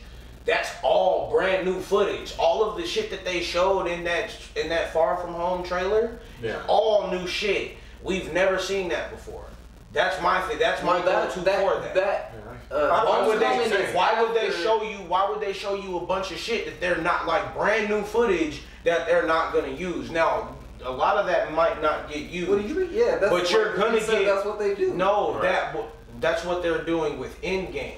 What makes you think that they want to do that with every movie? But anyway, yeah, because especially with it all being like corresponding universes, like I think they would apply the same rules to Spider-Man. Yeah, and we already know that Homecoming is set after the events of Endgame, obviously. So because Spider-Man comes back, because Spider-Man obviously got turned to dust, and Nick Fury in Infinity War. Well, honestly, this is my theory on that. They specifically say that the Reality Stone, when met with the power of all of the other stones, because all the stones amplify the power of the stone. Like, that's what the gauntlet does. Like, not only are you experiencing the power of whatever stone you're using, but the more stones, they all amplify themselves. So, like, to the point where you have all 6 Infinity Stones, you can affect reality on a universal scale. So essentially, that's what that snap was. In that instant, he created the reality where those people just didn't exist, and he did it just by random sight. So all they would have to do is reassemble the gauntlet, have somebody wear it, and snap them back. You know what I mean? And I think that's essentially what's going to happen. They're going to try and figure out a way to create Captain the Marvel gauntlet. is going to be the only one to be able to hold that, because exactly. And even more deep into that, this is what I think too. This is even more deep into what? I want you to know. Bro, even more deep into that, I feel like in order to achieve the Soul Stone out of that gauntlet, they have to do exactly what he did, which is kill somebody that they love. So I honestly think that Iron Man is going to be the one to be able to wield it, because he's going to be able to construct it with Shuri. Right. But Shuri is dead. We know that from the posters. We know that from the posters. We don't. Shuri's not. No. Let me tell you. It's who's missing. Let me tell you. They just came out with 32 fucking posters this week. Everybody who's alive that we know is alive, right? Yeah. They're all in color. Everybody that we know got snapped is black and white. Shuri's in black and white. Did they say that? Okay. But we don't know because we never. That's what I want to know. You never seen it in Infinity War. They didn't show how she died. They showed everybody else in the Endgame credit, or not Endgame credit. The Captain Marvel credit. When they're sitting there and she shows up in the room and they don't even know she's fucking there. Right. She turns around and boom, where's Fury? You know what I'm saying? Type shit. When they first find out that pager stopped moving, they were looking at names and the number was growing of people who were either missing or dead. They don't know. Right. You're not like Ant-Man was on that motherfucking poster. Right. But he's not dead. He was in the quantum realm. You see what I'm saying? So that's what I'm saying. We don't know where she's at. But she's not. But we didn't see her get snapped. So we don't know if she's dead. We have she's just not accounted for. See, that's exactly my point. That's what attributed my theory. But I want to give you the climax of the theory, though. Okay. Right. So they got it. Hold up. I'm gonna give you the climax of the theory, though. So they're gonna understand. He's gonna have it right here. He's gonna be like, shit. You know, Pepper's dead. I can't sacrifice her because he has to kill somebody that he loves. Pepper's alive. All right. Maybe this is not. Okay. It's crumbling before me, but essentially, the conflict between him. The conflict between him and Captain America. Captain America's gonna do what Captain America does: sacrifice himself, be like, "I'll go into the Soul Stone, brother." And he's like, "I do love you." And then they do that shit. Time out. You had to sacrifice somebody to get the Soul Stone to reveal itself. If it's already been revealed, no. You have to sacrifice. You can't. Unless that motherfucker is already assembled and you put that glove on. Nah. Which I don't think anybody else can do because it's damaged. I don't think you're gonna be able to. You know what I'm saying? Like. Wait. Because he hasn't taken the glove off yet, so we do not know that. No, we know he's taking the glove off. It's dusted off. The scene it didn't dust off. No. There's a scene where he's wearing. There's a scene. Not at the very. Yeah. He's wearing a fucked up glove. Okay, so he still has it on. But the end scene is broken. you see the one thing I want to say shit right there, like together. You know what I mean? And, like you see, like, and he's like walking out and like he's chilling. He did what he said he did. The one thing I want to say is, do y'all know who Adam Warlock is? Yeah, I think that's gonna be Volume 3. I think that's the new villain that's gonna show up, and I think that's the motherfucker who's gonna take the motherfucking gauntlet because he has some kind of relationship with the soul. Okay, let's not get too deep. And when he does it, hold on, because that goes into that goes into Phase 4 too. But yeah, because he turns into the Magnus. And that's an evil character in the comic book. Okay, so we already know comic book rules barely pride that Adam Warlock wields the exactly my point. He has nigga, I'm telling you. All right, wait. If he pops up, we gotta finish this topic real quick, but I just want to go back to your theory that maybe somebody else has to get sacrificed. So do you think Gamora is lost? Or it's gonna be a trade. I think she's in the Soul Stone. I think it's a trade. She's in the Soul Stone. I think it's a trade. No, but you were saying in order to get everything back to normal, that somebody has to go. But Gamora's already in there. So whenever that happens, Gamora will reappear. So who? Because she has to be in Guardians 3, right? So who in the fuck would know how to actually get into the Soul Stone and make that exchange? Black Panther, because he gets into the soul realm when he talks to his Ant-Man ancestors. And Ant-Man. Right. You know what I'm saying? Like that's one of my Sure. But anyway, alright, that's gonna finish the we cutting it out. Alright, we're done. And you know what? We didn't even talk a lot about Captain Marvel, so go see it. Yeah. We left a lot of really dope shit out. So we didn't really spoil too much, so we didn't even tell you about how Nick Fury lost his eye, which is an important thing. God! You know, but I should have wrote all that shit down. Yeah. I thought we was just gonna get. We can't now. Can't do it. But I do want to get branching off of that conversation. We ended with the kind of Guardians 3, right? And James Gunn, director of both of the Guardians, is back on. You know, that's a beautiful thing. A couple months ago, he got kicked off because some old tweets surfaced or whatever. But he's back on, signed on. So. Love that. Definitely excited for that. But before he does that, he's gonna do the Suicide Squad. Oh, 2? No. The Suicide Squad. Oh, it's a reboot. Yes. Ooh, okay. And you know what? I bet you nobody's going, God, it's really too soon for that Suicide Squad. I am. No, what I'm saying? I done got DC out of here. DC is on the curb. I am. No, are you serious? I'm telling you, bro. They can't even get in an apartment tour. Okay, so the big thing that they had for the original Suicide Squad was Will Smith, right? He's not even gonna be in the reboot. All of the other characters. We don't even know if Harley Quinn or any of the other characters. We don't even know if they're gonna use those characters. What do you mean? Oh yeah. So did people not like that movie? Wasn't that touted as one of the best DC movies out of all of them? Yeah, but what is that really saying? One of the best DC movies for me. The only thing that made that great to me was the fact that Will Smith was in it and Harley Quinn was hot as hell.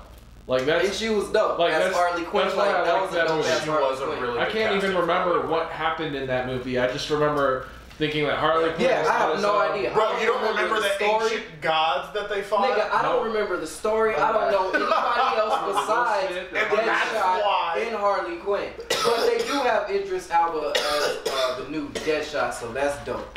But you already know. That could be pretty good. What? You went from Will Smith to Idris Elba? Why didn't you get him for the first one? It's James Gunn. He's doing it this time.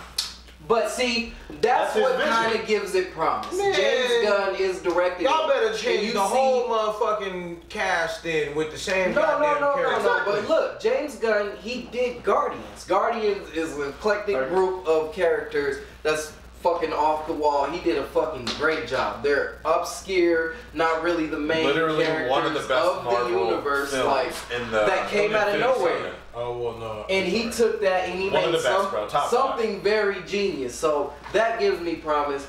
But DC is definitely gonna have to make some big, like this is gonna have to be the movie for them, because I'm not feeling those Shazam trailers. Those if they fuck this Flash Shazam's movie up, if they fuck this Flash movie up, I'm gonna be upset. Flash? They have a Flash movie? They're in progress. The only reason why I know they're making they're still making Harley Quinn, but even like they gotta probably reboot. They gotta cancel the whole DCEU. Like, I'm sorry, like it was dope. It was cool seeing the dude from The Perks of Being a Wallflower as Flash. He played a good, emotional, like funny guy, and like that was cool. But like, I think that's why. But keep Aquaman. I'm cool with Aquaman. I think that's why. And honestly, Wonder Woman was fire. I think that's why I want to see Aquaman was cool. I haven't seen that. I haven't seen all of it, but I like that. I actually movie. like Man of Steel. I thought Man of Steel was dope. But I think they're getting rid of. Oh yeah, he's gone. Yeah. Henry Cavill been gone. I think what would be the smartest thing for them to do. They do the Harley Quinn, right? We obviously know it takes a couple years to make movies, so Suicide Squad is maybe a couple years out, right? Right. So if they do the Flash, if they finish the Flash before they do all that other shit, he could go back, erase this bullshit DC timeline, and that will be the restart. And that's when they could drop a new Superman, Batman, and all that shit. Because it's a completely new thing. You know what I'm saying? It's a completely new universe type shit. Because they have that shit. I'm just not into the Batman shit.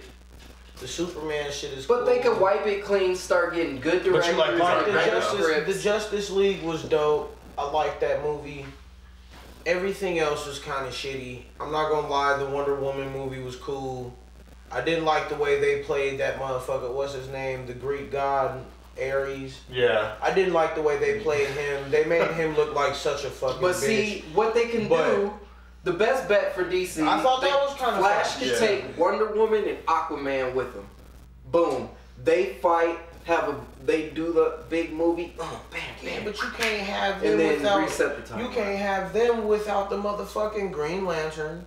Without Batman. That's what I'm saying. They gotta reset all this shit. That's what I'm excited about. You know what I still want them to run with the theory that they were setting forth with the Green Lantern approach, which was doing Lantern Corps and actually focusing in on like the cadets in Lantern Corps and like them. But that's what they're gonna have to training and like. They're gonna have and that's to when they can that. do both. And that's when they can take a character from that the black one and the white one, the ring to somebody on Earth. Yeah, absolutely. They're gonna have to, but they need to build it out. But that's what I'm saying. They need to restart this, that's flame. Shitty ass universe. So with that, are they gonna use the Yellow Corps as the first enemy? Because that first dude they brought over here was fucking trash. Oh yeah. And he was, and if I'm not mistaken, he was the Yellow Corps, wasn't he? No, Sinestro was the second. Sinestro was supposed to be. He was supposed to be the second installment. That's what they That's what they hinted at. You know what I mean? Sinestro is the Yellow Corps, right? Yeah, but they never made that one. Yeah, they never. They should have did something with that one for the first one, because the other shit, that other dude, he was kind of that shit was fucking corny. Yeah, it was. You know what I'm saying? Like that, this shit was embarrassing. They just did it. I mean? They just did it. But yeah, maybe James Gunn could save DC. I hope so. Who knows? I hope so. Let's fucking hope he does. I think they need to reset the timeline before James Gunn comes in with the Suicide Squad shit, because that way it would make sense for Suicide Squad and Batman and Superman to be all new characters with all new stories. If it's just introduced in a completely different universe, and then all you have is your favorites that stuck from this one, like Aquaman, Wonder Woman, and The Flash, if that is a good movie. And that would also be a pretty cool way of introducing the characters within it. You know what I mean? Like if within that they had a cameo of a Batman, and that's how you knew what the new Batman was looking like. Mm-hmm. Maybe you don't know who it is or whatever, but like you see the new Batman and you're like, oh shit. Yeah, or that Flash announces the DC rebooting itself. Right, Flash just goes to the alternate universe. He runs through Gotham and wherever, Metropolis, right? And he actually meets these new characters and shit. So I think that would be the only way they could save themselves. But So DC, if you're listening, DC is just... You're on your last rope. Yeah. I mean, it was a pretty cool move. You getting James Gunn. You're only getting... I'm sure that was like a big pride hit too. You're like, fuck, all right, I'll get this. The only thing that they got that's going good for him is the TV show, Flash. That's it. Maybe the Arrow. That's the only thing you personally. I haven't watched the Arrow. I do like the Flash though. The Flash is dope as fuck. And honestly, let's not forget. Y'all niggas is fucking up, man. Let's not forget about the Dark Knight series.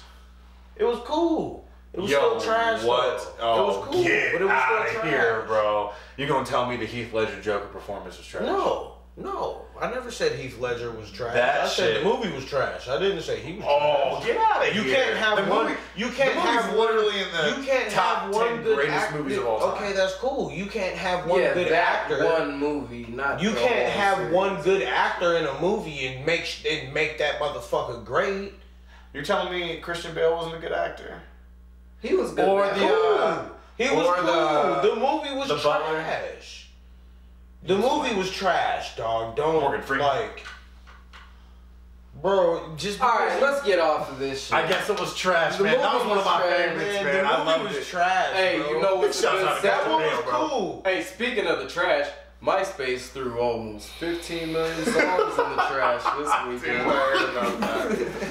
I need to log into my MySpace and see if I got anything missing, man. I never uploaded my music to MySpace, but that's where I consumed a lot of music. That's where Soulja Boy got popping. That's where I found B.O.B. back in the day when he dropped a mixtape called Cloud 9.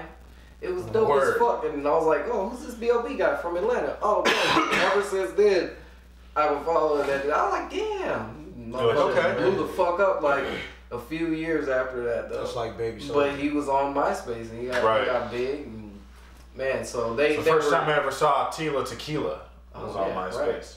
Yeah, so, and it was as my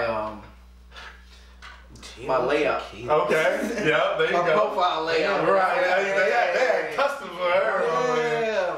My little sister used to do the codes and shit. Oh, you know, she was a thug with that shit. You can code some pretty fly shit on MySpace. Hey, my little sister. It don't even look the same right now, but if I could go back to what I had back in the day, my shit was popping, bro. I had the thing about MySpace, it would start the music as soon as you got on somebody's page. Right. So if I was actually recording and making music, I would for sure have all my songs on that motherfucker. Oh, and I'll be hitting my top 8, like, yo, put my song in the profile song, yo. Absolutely. And then I get popping too, man. So that's kind of sad for a lot of nostalgic reasons. You know what I'm saying? A lot of people like probably go back to their MySpace just to listen to those songs, and I guess those MySpace exclusives. Those MySpace exclusives. All of the shit that just remember when you had to download shit from LimeWire? Yeah. And drag that shit into a folder and make the playlist. The little playlist thing in the box, and you had to make that shit fit it. You know what I'm saying? And hope to God like the file's not broken, exactly. My little sister had to do all of that shit for me because I wasn't good with computers. Oh, yeah, bro. My sister always.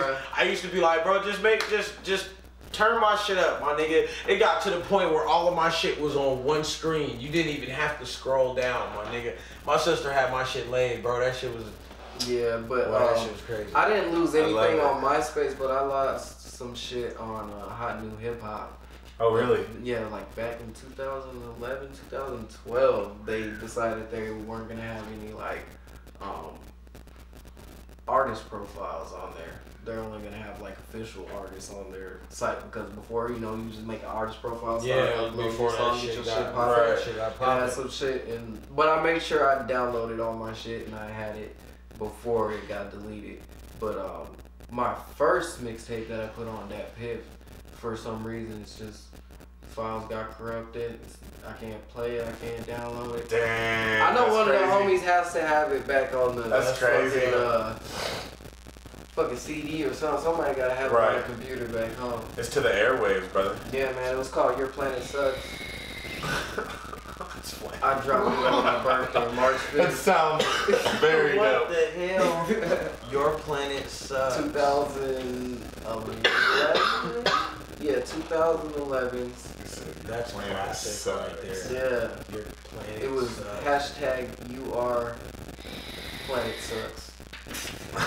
All caps though. That's how I spelled it every time. Yo, and don't bite that. All right. Yeah, I might just re-drop that. Don't bite that. And I might just re-drop that motherfucker. Don't. Yeah. Yeah, and then after that I had a whole series. So after that I was still dropping like mixtape songs and jumping on other people's beats, and then I met up with some dudes called Cloud Crowd, and they were making their own beats, so I started working on original music, and I still had a lot of these remixes. And I was like, I wanted to call my album Empty Glasses and Ashes.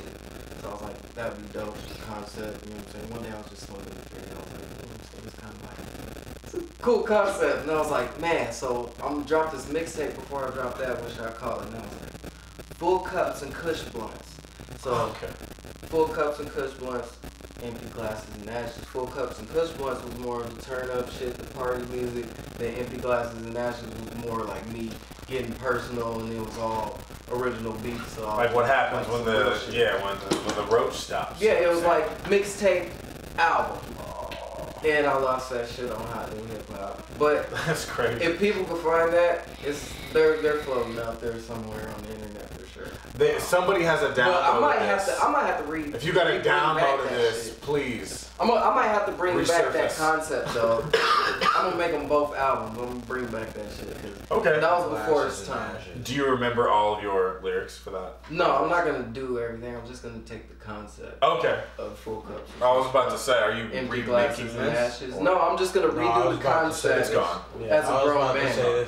I was about to say, nah, I don't see him doing anything. It was dope songs, but I'm not gonna. Yeah, like, at this point, At this point, I don't even know if y'all don't even look for that shit. It doesn't exist on the internet. I'm just playing. You go ahead and listen to it. I don't care, but. Dude, this shit don't even. I might have to redo it. If you have it, don't look for it at all. All right, you don't. But that MySpace shit, I was like, damn man. I remember when I lost my songs. Good thing I didn't have anything that I didn't save ever. Absolutely. Moment of silence for all the MySpace songs lost. All right. So I know. I'm sure it's a couple big artists that lost some shit that they pretty mad about too. Yeah, some old shit that they had on the low key. Right. You know they can't remember the lyrics to them, so they're super pissed. It's like imagine if YouTube did that and they just decided to clear out some of their shit. They're like, nah. This ain't got so many views and it's been on there. It's like, bro, your cloud ain't big enough YouTube? Goddamn. It was supposedly it was a server migration. They're taking all their data and shit and moving it to a new one, and in that process, a lot of shit got lost. Some shit fell off the wagon, okay? And you can't account for about 15 million songs. So yeah, that's that. Damn, it was 15 million? Right around, yeah. Did you guys hear about the new Google streaming game service? The game service, I did hear about that. Yeah. I did, but like, I can't even conceptualize it. So like, it's not a console. Mm-hmm. So it's completely it's like in the cloud. It's completely in the cloud. So it's just a screen, and you just. It's on any screen you want. You can have it on your phone. You can have it on your laptop. You can have it on your desktop. You can have it on your TV. Do you know what Steam is? Yeah. Your computer. Yeah. It's basically like that, but you sign up for a subscription, and you get all of these games that you can play. So you can download whatever game. I'm sure it's gonna be like a package or something. They're not just gonna give you unlimited amount of games that you can just download 50 of them at a fucking time. You know what I'm saying? Because you have this large ass fucking space for, storage or whatever the fuck. You know what I mean? Yeah, and they didn't really totally explain how it's gonna work as far as can I go on there, just pay for however much, because they ain't announced a price or whatever, so however much I have to pay a month, right? Am I really gonna be able to pay this and play NBA 2K or Call of Duty or these games that actually cost money? Are they working out deals like that, or am I gonna have to pay for the subscription service, then on top of that go in there and buy the game and play it like that? You know something? I think because you might still have to buy. They would have to too, really work. I think Google. I mean, it's one of the hugest companies in the world, right? They could work out a deal with maybe a huge, maybe like a Call of Duty or something like that. That's huge, or maybe they get some unknown groundbreaking shit that's about to pop. Boom. And then they take that and partner with a console. They're trying to go consoleless. That's their whole thing. It's like but what I'm saying but is, if you could have Google Stadia on your PS4, why no, they'll have PS4 games on the Google Stadia. It's not the fact that I don't think that would happen. Oh, because God of War, that's exclusively PS4, right? Yeah, so they'll release one or two to be like. I was thinking Halo a minute ago too, but I was like, I don't know if from Bungie. Partner with Microsoft. But then on top of that, Xbox is already be willing to do that. It'd be Bungie more than Microsoft. Xbox is already compatible with computers though. And I actually seen Xbox. They're coming out with a smaller Xbox that doesn't take disc at all. Everything is you strictly go in there and buy it.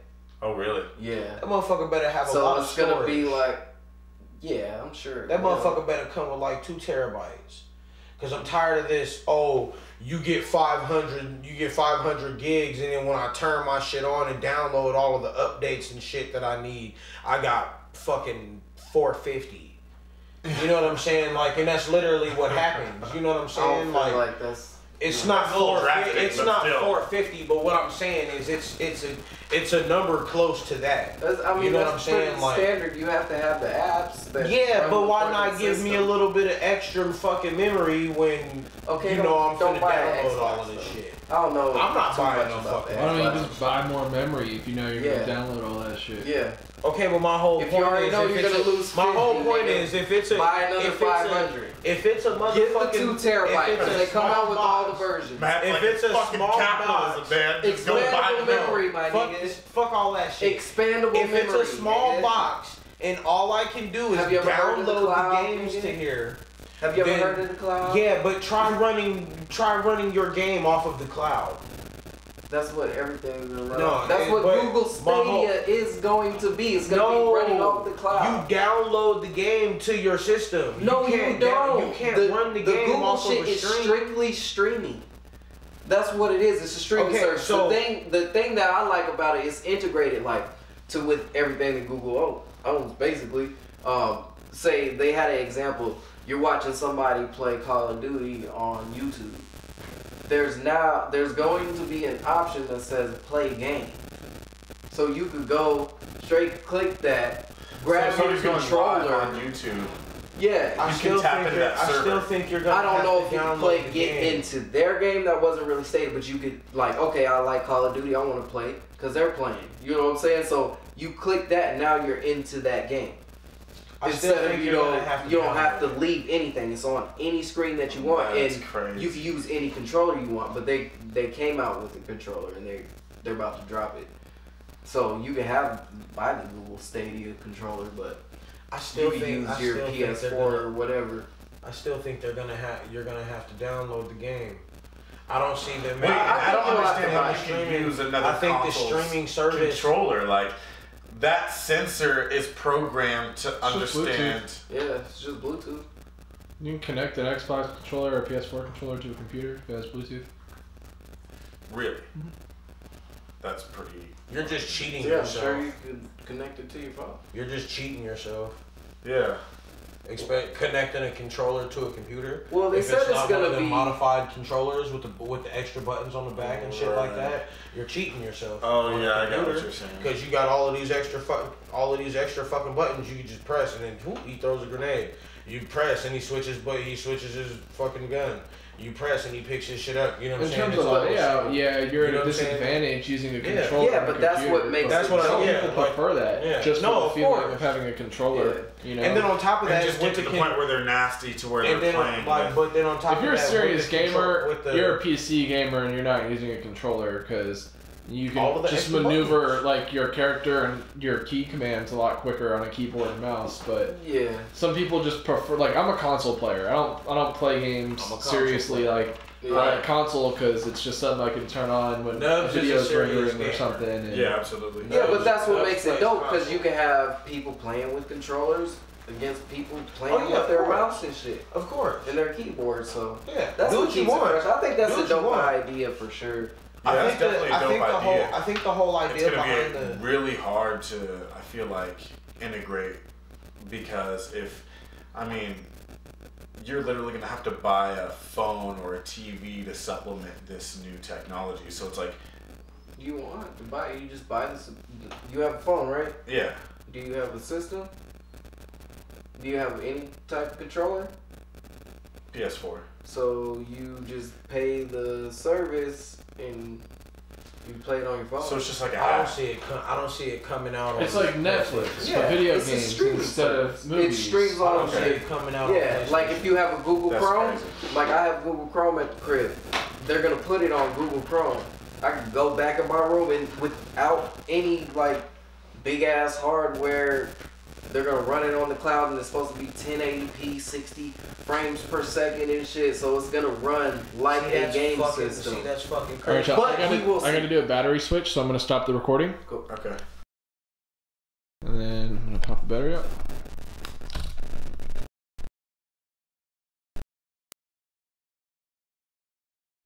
It's actually supposed to run on 4K.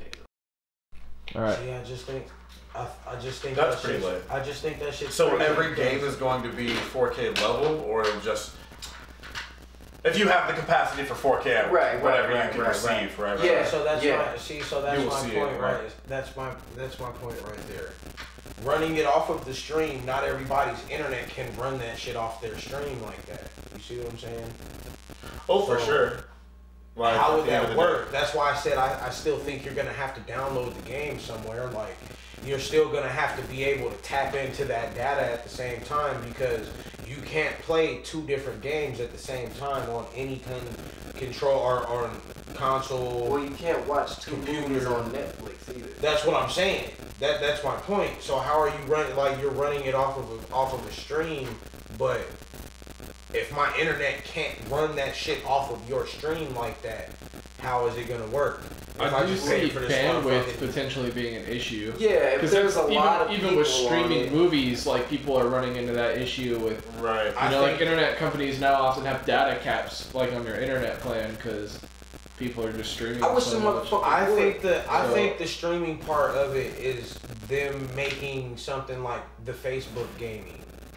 You're gonna be able to pay a subscription and stream your shit like that. You get everything that you get with you know what I'm saying? Like, you know what I mean? That's what I think it is. At the same time, you still pay a subscription to get those games, but you have to download them because which is I'm like a mature version of Sega Channel. If anybody remembers Sega Channel, I don't know. I think you'll Sega have to download. Okay, shouts out to Sega. I think you'll have to download it to your profile, right? So you download it to your profile, which is in the cloud or whatever. But from there, you can play it on your phone as long as you can tap into the profile. But you don't need to download it on your phone, on your TV. But they didn't really give too much information, so. That's the crazy part about it. You know what I'm saying? Nowadays, they just give out though, but I guess it's just because I'm used to it, you know? Yeah, I think they're just looking towards the future, which Apple is not doing. They're just trying to get people's money. Sorry, this is just time to shit on Apple. Hey, you know what? Oh my God. I like Apple, don't get me wrong, but to the extent where, you know, I miss the feeling of getting a new phone and it being a new phone. Yeah. Where like you put your info into the phone and then you still have to like shift shit around, make your own new folders, figure out exactly how the screen works and shit like that so you can do the different things with it. I miss that aspect of the phone. Now don't get me wrong. When you're like figuring out what the phone is. Exactly. How I can do the new shit I can do with my phone. You know what I'm saying? The new technology they've given me type shit. You know what I'm saying? Now, don't get me wrong. I like the iPhone because I don't have to do all of that shit. That's the reason why I like the iPhone. Right, they do all of it for you. Boom. It's the exact same thing that I had. Exact same thing. It's the exact, but right there, it's the exact same fucking thing. This Y'all shit aren't was giving boring me after new a while. models. Y'all aren't getting, you know what I'm saying? You're making the phone a little bit thinner. And you're making it a little bit heavier. Hey, bro, we don't have a home button no more, fam. Yeah, bro. Nick, I What know. do you need a home button for? Buttons are out, Look, bro. I like not having the home Buttons button. are gone, It's it's easier out. than hitting Fuck that. buttons. It's easier I don't than have a home button. Look, boom. Look, see? My screen is cracked, so you know. I don't need no buttons or Boom. ports. Like, I don't need to plug nothing it into works my pretty phone, I quick. don't You know what I'm care. saying? I'm not Yeah. saying At Seal it this up. point, I will tell you, I'll come out, I'll just let you know. You probably already know from last podcast. I'm an Apple hater. If you want to call me that, I'll take it. You're definitely not. I'm cool with it. But let me tell you about these motherfuckers. they fucking up. Yo, I mean, admittedly, they are fucking up. Admittedly, I don't know. they I have fuck with Apple. it's Apple, just but they're a status Apple, symbol at this point. It functions This differently last though. drop, It really like- does. Like the operation of all of my Apple gear. And don't get me wrong, I don't like dislike PCs, but I like Apple more. Like, and are we talking just phones or computers too? Because I'm talking thinking about just overall. Overall. Yeah, overall, I prefer Apple in every category. It just On phones yeah, and everything. It's simplified and it's smoother. I don't experience glitches as often as I do with Android or PC. No, that's very But true. all right, I used to have. intricacies in their efficiency is because very they dope. don't change.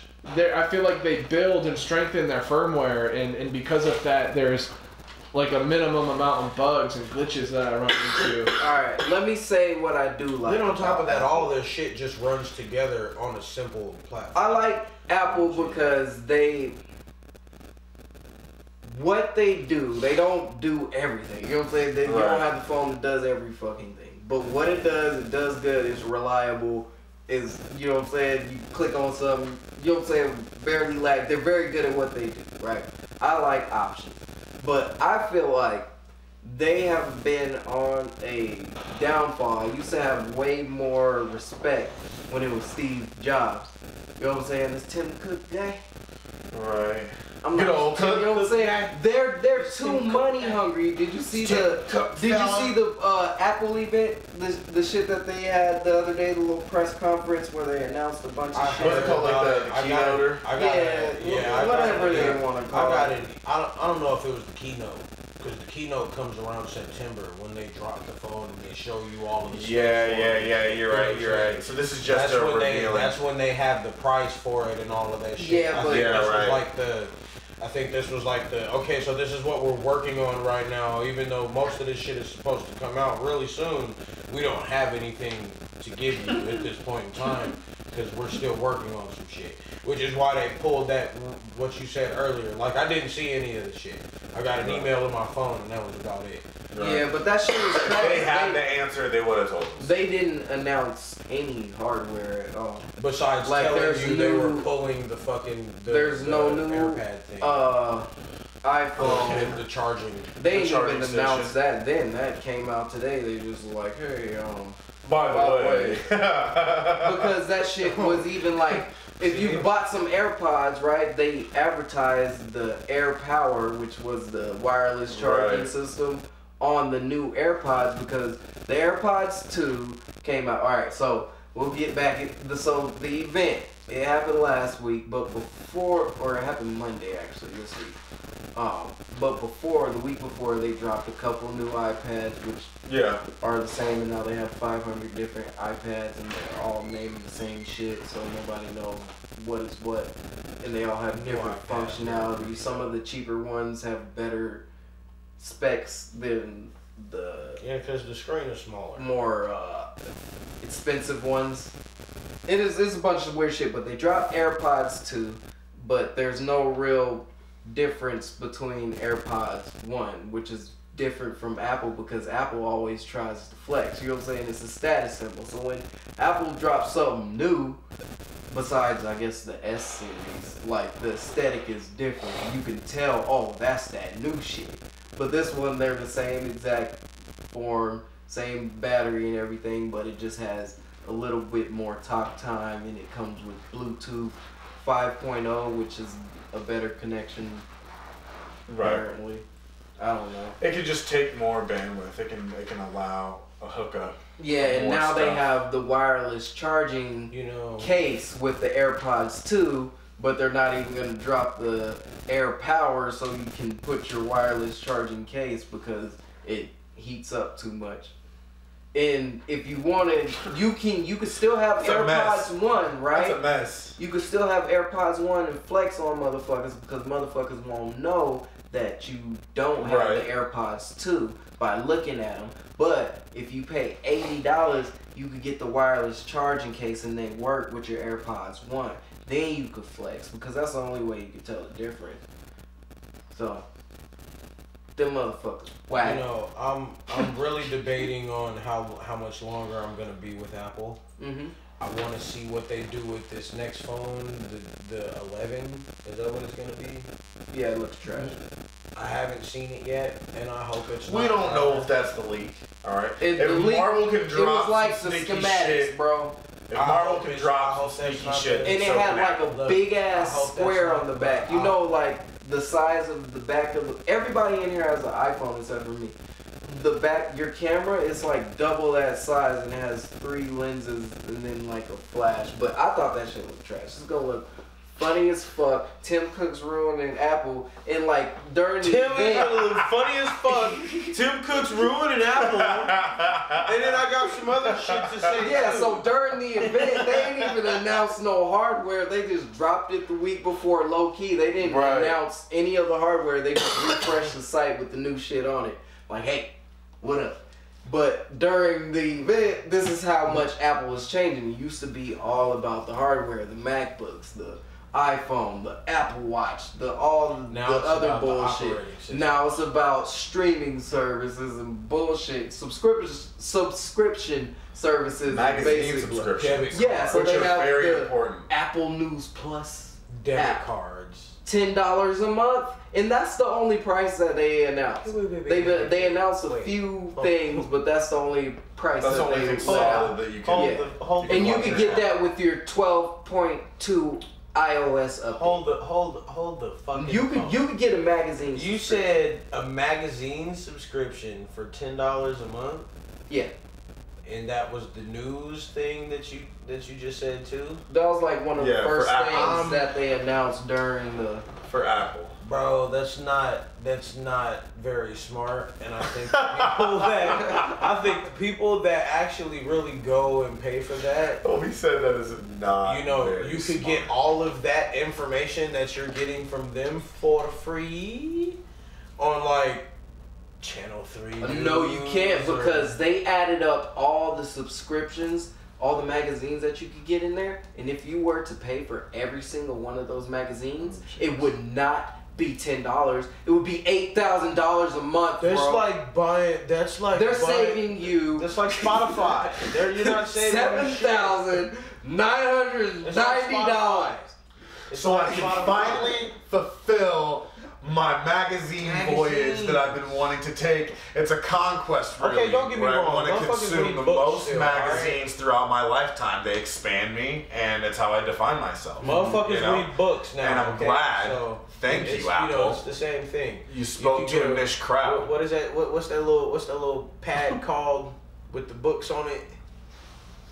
Yeah, the Kindle? No, the Kindle. There you go. You get a Kindle, and you still got to buy the books. You see what I'm saying? Right. I'm sure they have a subscription now where you just pay the subscription and you get to read all of these different books. Right. You see what I'm saying? Same shit. But it's for magazines. That's bro. what I'm really getting at. Like, here? I can understand reading a book, but goddamn, you reading a magazine? Is it the source? But like, do they still have a magazine? No, I think they just have a website where you could get all the information at. And I'm pretty sure every magazine site, every magazine that used to be a physical magazine has a fucking website right now where I'm pretty sure they drop all the articles. And maybe some shit you have to pay for. Like New York Times, you get like 5 free articles. Wait, hold on, wait. Yeah. Are you motherfuckers still reading Cosmo? Y'all still do it, motherfucker. I'm not talking about y'all. Oh, I thought you were saying asking. our motherfuckers still. I did say absolutely. Our motherfuckers still reading Cosmo, doing those little, doing the little fucking. Are they still going through the? Are they still going through the magazine and checking off the questions and shit, and figuring out what their personality is? I was about to say. What their horoscope's gonna I haven't heard about that since like '90s movies, my nigga. Like. That shit is hilarious to me. That's definitely it's just the for sure. The magazine it's a lot. So on top of that, to be like reading a book. The magazine business. They're about to drop a Apple Card, which is you have Apple Pay, right? Yeah. It's a credit card inside your phone, but they actually have a physical card. It's titanium. It doesn't have any numbers or the CCV number or any date. It just has your name and the Apple logo. Card. And they're just trying to get your motherfucking money. It's literally they was like, come into the Apple store, spend your money here. We gonna get all your money plus interest, motherfucker. And we gonna give you like 4% cash back. And you see, the thing is, Apple's just a fucking status symbol with the big flex. You pull out that motherfucking titanium card at Starbucks. It's like having a black card. You know what I'm saying? Yeah, but it's titanium. But it's not a black card. Black cards are it feels heavy in your hand. Have you ever seen somebody get a black card? Nah, but Apple's gonna come out with that motherfucking space gray card, and motherfuckers gonna go crazy. You gotta unravel that motherfucker for real. The real baller's gonna get the space gray. The Apple Space Gray. I want the jet black, bro. So they're gonna try to take your money there. They came out with Apple Arcade. You gotta give me the cherry red one. If you wanna let me pick the colors, you know what I'm saying? You gotta give me the cherry red. Yeah, I'm good. Give me you the cherry better not red Apple card. You better not. Hey, but you know what? I'm gonna do it. You know what? It's gotta be like the titanium cherry red though, not the shiny shit. But we already know Apple doesn't give you a lot of choices, do they? No, you're gonna have to get the titanium because that's the flex right there. If I wanted to get, if I wanted choices. If I wanted choices, I wouldn't have got this version of the iPhone.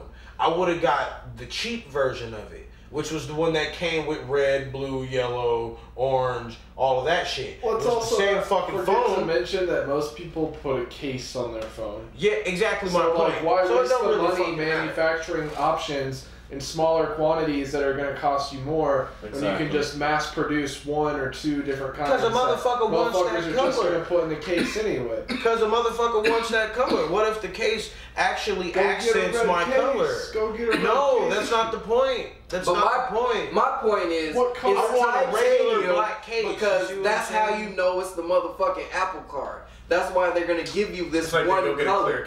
That's why they're gonna give you that one color, and you can go get your shit. They also announced Apple Arcade doesn't have a fucking price tag on it, of course. But you play a lot of mobile games?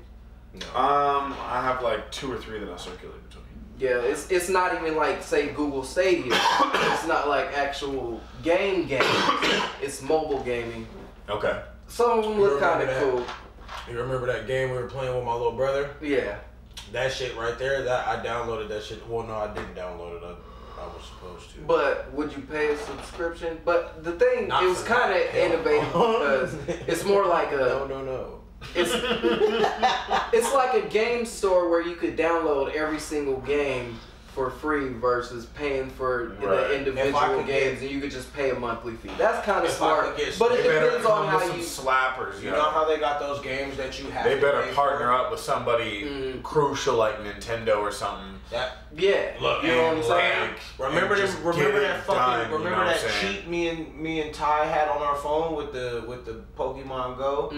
Some shit like that, not the cheat version of it, but you know what I'm saying, like the version where you actually get the little controller on the side of your phone and shit, or an actual Pokemon game from Nintendo that you could play on Mario. That would be worth it. That would be. But I paid $10 for some shit like that. If they do something like that, School Zelda. If they do something like that, it's gonna be way more than $10 for sure, right?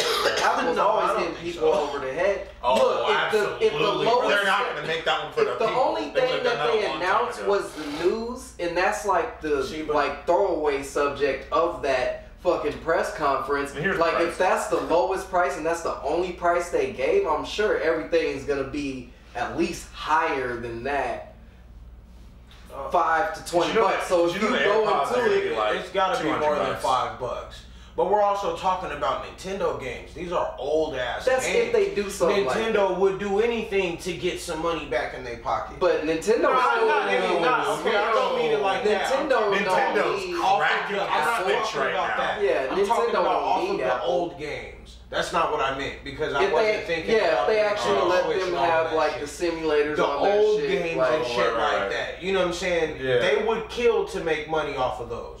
Because technically, people would download. What are they doing with it right now? Puts out a bunch of shit. Imagine if they resurfaced all of them games again on a Nintendo Switch.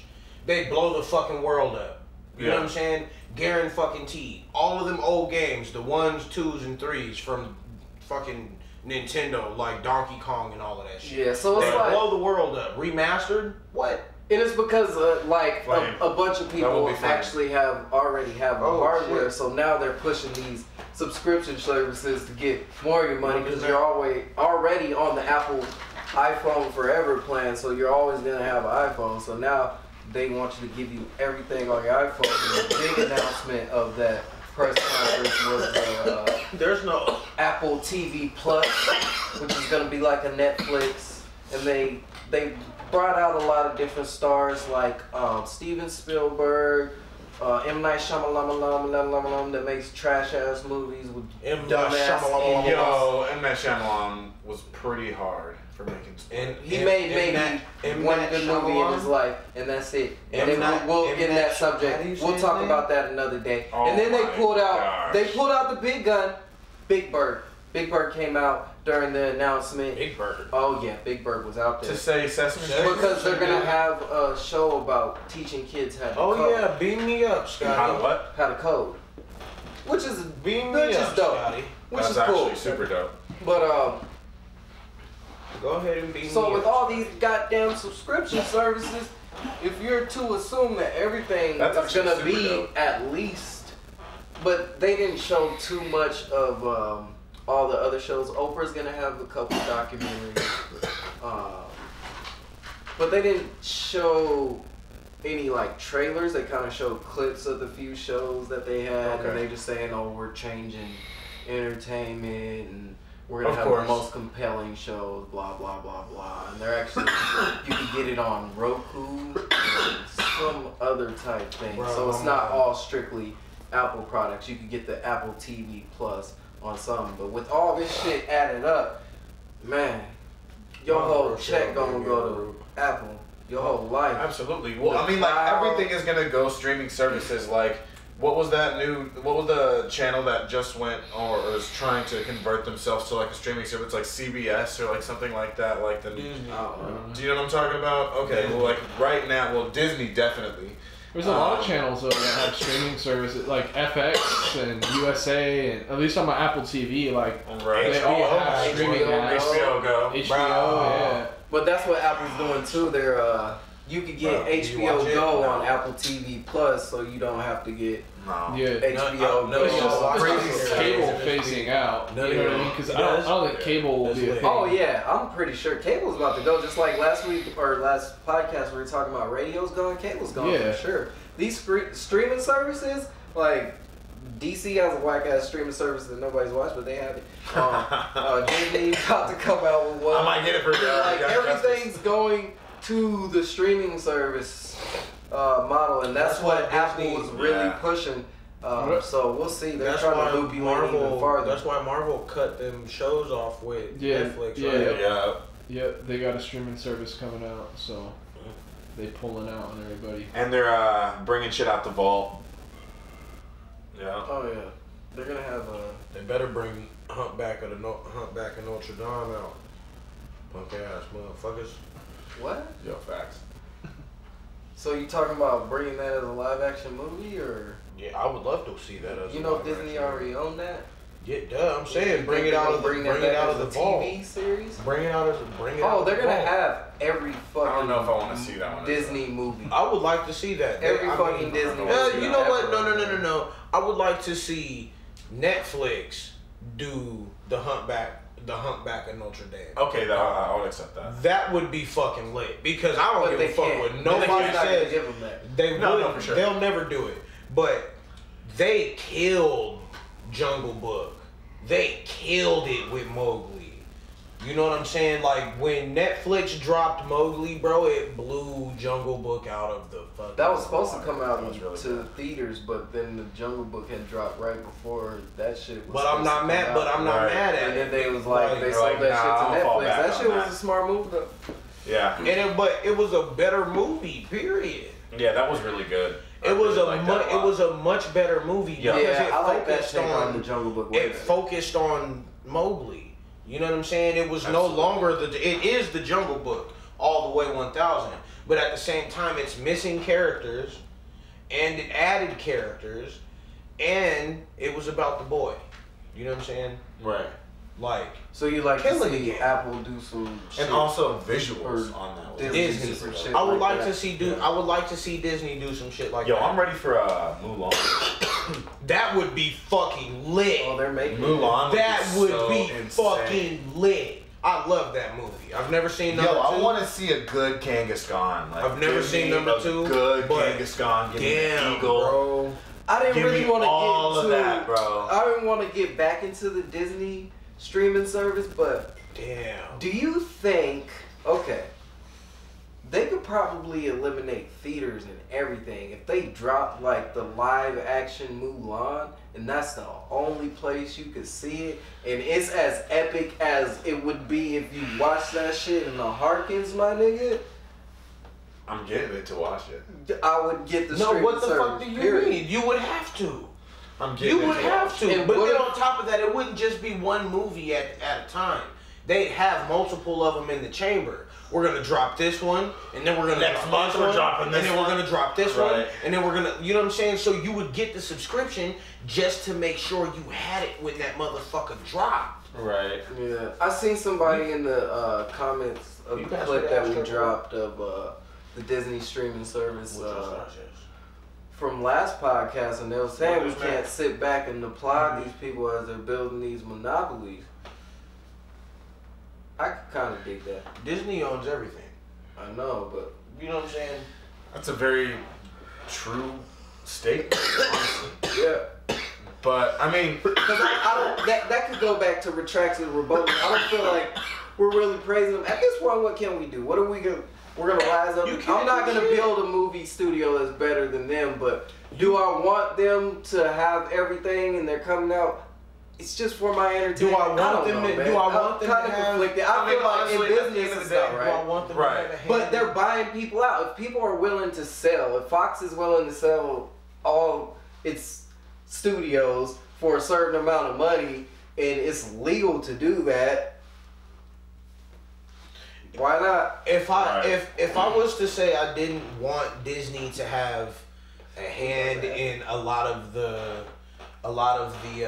what is that the entertainment that I get from TV and shit like that, Yeah. I'd be lying, because even from a kid, Disney's been entertaining me. You know what I'm saying? Like with all of the cartoon movies they make, up until all of the movies that they're helping with now. Very true. You know what I'm saying? Like they play a large part in the entertainment role. I mean, maybe not music or anything like that. You know what I'm saying? But I mean, shit, they're making music too, and the shit in the movies, you can't lie and say the shit ain't good, because there are songs in there that motherfuckers are singing because their kids watch that fucking shit. right. You know what I'm saying? Like Coco. El Poco Loco, BBD Loco. I can't get that shit out my fucking head. You know what I'm saying? Sorry. I can't you know what I'm saying? Like, but that's what I'm saying. cannot Like, help that's the yourself. point.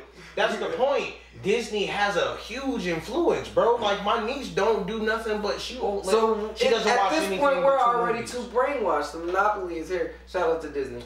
The monopoly is here. That dude just unsubscribed. So in the spirit of the double XL, you know, it's in the summertime every year. The double XL freshman list comes out. I wanted to make our own list. It's not the double XL list. It's the triple A list. Hey, motherfucker. Yeah, and I just wanted to. I don't want to go like every other hip hop podcast and everything, trying to predict who's gonna be on the double XL freshman list. I want to make our own freshman list, going by whatever criteria you got. Just the people coming up, the new people you looking out for within the last year. I would say last couple years is. I would say like the last 2 years. Debut out. I say around your debut album. Like if it's been about a year or two from your debut album, or if you've been rising and your debut album's about to drop this year. Right. I feel like that's the criteria I go by. Of course. So let's start it off. Alright, so you want me to give you all of mine? Because I got 10 in no specific order. I say... Okay, I got one in the number one spot. I would say my favorite up-and-coming artist. Okay. So do you want me to give you all 10, or how are we going to do this? I want to say give us 2 at a time. 2? Okay. 2. Yeah. 2 and explain yourself, bro. Okay. So number one spot, the guy I got coming up, favorite new artist, Roddy motherfucking Rich. Roddy Rich. Roddy Rich is nice. You never even heard him. But that's how you know. That's why it qualifies as a freshman, because he's still not really on. But you know he has a song with Marshmello. You know who Marshmello is, right? Yeah. He's got some shit. Yeah. He's not. He's new, but he's not new.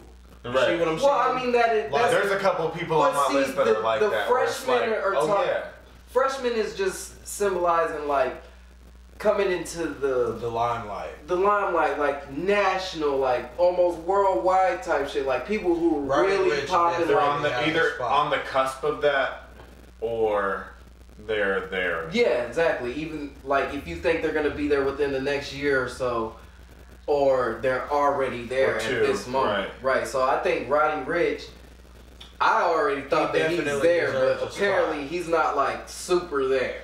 But Roddy Rich would be my number one. For sure. I need to listen to some Roddy Rich. Number 2, or not even number 2. Just Roddy Rich is my top. There it is. You know what I'm saying? That's my favorite guy for the freshman list. No specific order from here on out. Boogie. Okay. Boogie from Shady.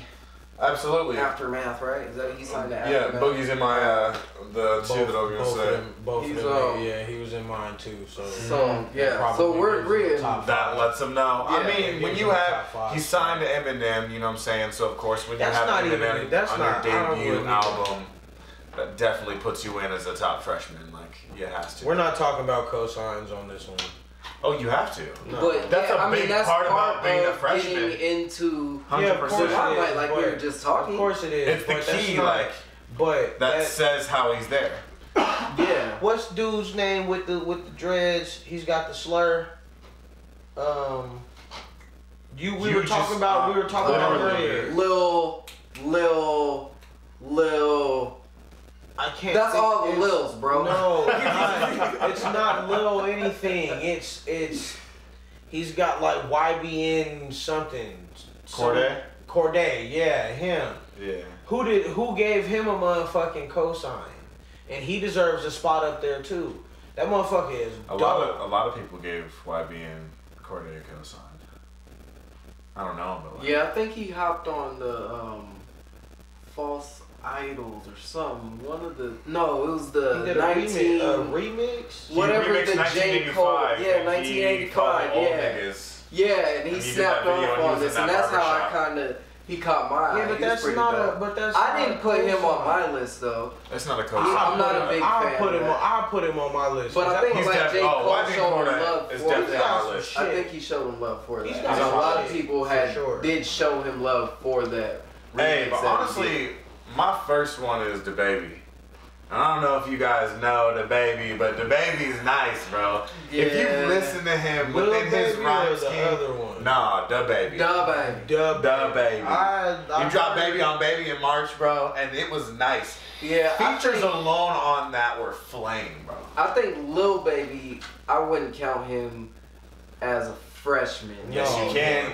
No, his debut album was May 2018.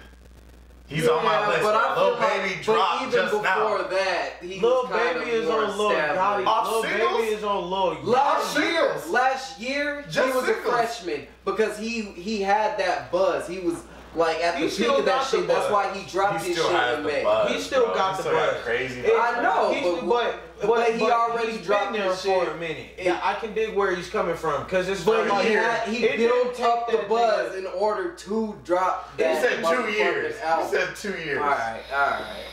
Yeah, he maybe built up the buzz. That's true. He's like a freshman that got held back. Hey, that was That like He's just a little bit older. it was like when Chance the Rapper was in his shit. Yeah. clique. You were like, Chance the Rapper, we kind of know Chance the Rapper, but all right. You know what I mean? Like, we knew Chance the Rapper off got his of shine a little bit acid later. rap. Like, yeah, But I we think knew. Lil Baby might have even been on last year's list. Was he? We gotta check that. I don't think he was. Gunna was. Yeah, He was you probably guys on talk. I'm gonna look 17. this shit up. Gunna was. He was probably on 17. So who was your to two be again? honest. Mine was DaBaby and Boogie. And the next one after that, of course, you gotta say Blueface. Blueface is gonna be in the top. The only reason why Buzz alone. What are you talking about? Only reason why I think he deserves a spot is because he's making money and he's got a buzz. I respect that. Do your thing. Other than that, I don't really like his music. We'll see. I can say you could put him on the freshman list because he has. He's got a couple songs that He's I doing can. his thing right He's now. got a couple songs that I can bear, but it's not. That I can bear. that Not that I enjoy. That I can bear. Those are very polar opposite. And things. I'm not, but I'm like, it's just like I'm not a fan of his voice. You know what I mean? That's my like when I first heard JID, I didn't like him because of his voice, but I fuck with JID. That's one of the motherfuckers that I would put on this list. But he's well known already. Yeah, JID was already established. He's already got 2-3 fucking albums. You know what I'm saying? So Okay, so they did leave Lil Baby off the list last year, but he was considered last year for being on. I thought he would have been some on there for freshman. 17. Okay. So Considered. So maybe a little bit. That's why I wouldn't consider Lil Baby. But you said DaBaby. I heard a little bit of DaBaby. I haven't really dug into it too much. Yeah. But it's not really my vibe. It's dope. If you making money and you get record sales, you get a spot on the list. Yeah, Right. I mean, You know what and I'm I saying? can see, I like, guarantee you. I don't agree Do your with your motherfucking two. thing. Let me see. I mean, your two are not on my list. You had DaBaby and you had Blueface. Bro, But I can debut see album, DaBaby's debut why they album could be had on the Offset, had Rich Homie Quan, and had who else? Had Rich the Kid on it too. Like, bro. I mean, those are pretty good. Yeah, you a freshman. Those songs. That's a freshman. I'll put him on the list because I do see he has a buzz. Him and Blueface. I can. So And he's good, bro. Like lyrically, DaBaby is nice. Like, So you gotta check we'll it. gather the list from what we all agree with. So from what we got, you haven't heard Roddy Rich. But apparently he's on the list. Still gets a He's spot on the list. Roddy Rich, Damn sure. and then Boogie. Boogie, and then we'll go ahead with just the first four we named, DaBaby and Blueface. So Roddy Rich, Boogie, Baby, Blueface. You got anybody that hasn't been named yet, Snow? The one that I brought up, it was who he was talking about earlier. I can't. Corday. Oh, YBN Corday. Yeah, why we He's hard. I definitely agree. I fuck with him. He's hard. He's got some You shit. ever heard He's on of my that? 10. I've heard of him. I've never listened to him. Yeah. Lyrically, he's hard. dope. He's got some shit. So you Yeah. think he's gonna He's drop some intricate. shit and blow up within the next year? I definitely believe he has the potential. This will be the fifth He's the spot. best This in the is YBN after the crew. list if he makes He's the best in YBN crew, So- in my opinion. Like he hasn't heard Roddy Rich. I haven't really heard YBN. Oh boy. So if I don't you know, guys I don't believe feel that YBN about Roddy Rich like you do. Like He reminds that me of equivalent a ain't the same. Like you out here saying he's the truth. YBN. Look up YBN every Corday season. reminds me of a boogie. Really? Yeah. He reminds me of a Boogie. No? Just from what I've seen, I can't see how. No, I wouldn't draw that comparison. Boogie's I on wouldn't another see that. level. No. Boogie's on another level, bro. Corday's a little bit more aggressive than Boogie is, I feel like. Yeah. Matt, just like his delivery overall. I think Token's worth a mention. You know, he just dropped his He's first been album. popping for a while though, bro. I mean, not like the last 2 years. He's still not fresh. I feel like that would be considered his like big debut. I wouldn't say futuristic. So exactly, no, but both of them niggas have been popping for a while. Nah, Token just started getting big this last year. Man, I we just know of him shit. through the contests because like we're all in that network, but like within the last 2 years, I know of him because of them fucking freestyles he was putting out. Them one takes he was doing. Yeah, he went viral with Kato, one of Kato's contests, his rap contest. Yeah, but what I'm saying is like he did a lot more than that Kano thing. His career is just starting. He's definitely a freshman. I would consider that his debut album, and it just it is his debut album. That's for them. So that's what I'm saying. He can't be considered a freshman. If you ask me, it's the first. It's the first thing that I've heard from him. I'm gonna put YBN and artist. Token on my. I don't know. I'll give Token a spot up there. I just thought he was a little more. I'm gonna throw out. He's a little older. And I'm gonna throw out Jack Harlow, of course. Jack Harlow. I gotta check Jack him Harlow's out. definitely. I gotta check that out. I heard good. I actually heard. Jack Harlow's hard, bro. He had Old Sundown. boy from Louisville. He got Sundown. Sundown. Dark Knight. I like that. I like Dark Knight is hard, bro. What's his name? The dude with Curry, not Curry. It's Denzel Curry. Him. He can't be considered a freshman. What? No. Denzel Curry's been around. Denzel Curry was already a freshman. Yeah, I was he a freshman? He was actually already. Oh, okay. For I think Dax is worth putting on the list. That's who I had on my list. Yes. I feel like Dax for sure because his buzz is huge Dax wasn't right on my now. list, but I would definitely accept Dax would be on there for sure. He's doing his Dax thing. is dope as fuck. I fuck with him. His diss to fucking Tory Lanez. He got Tory the fuck out of here, bro. Bro, he touched. It was. Well, Tory got himself out of here. He's sitting on touched. the He touched the nerve. He really did. He did touch it. He touched the nerve. He touched the nerve. He had to really touch a nerve. So, have y'all ever heard of Buddy?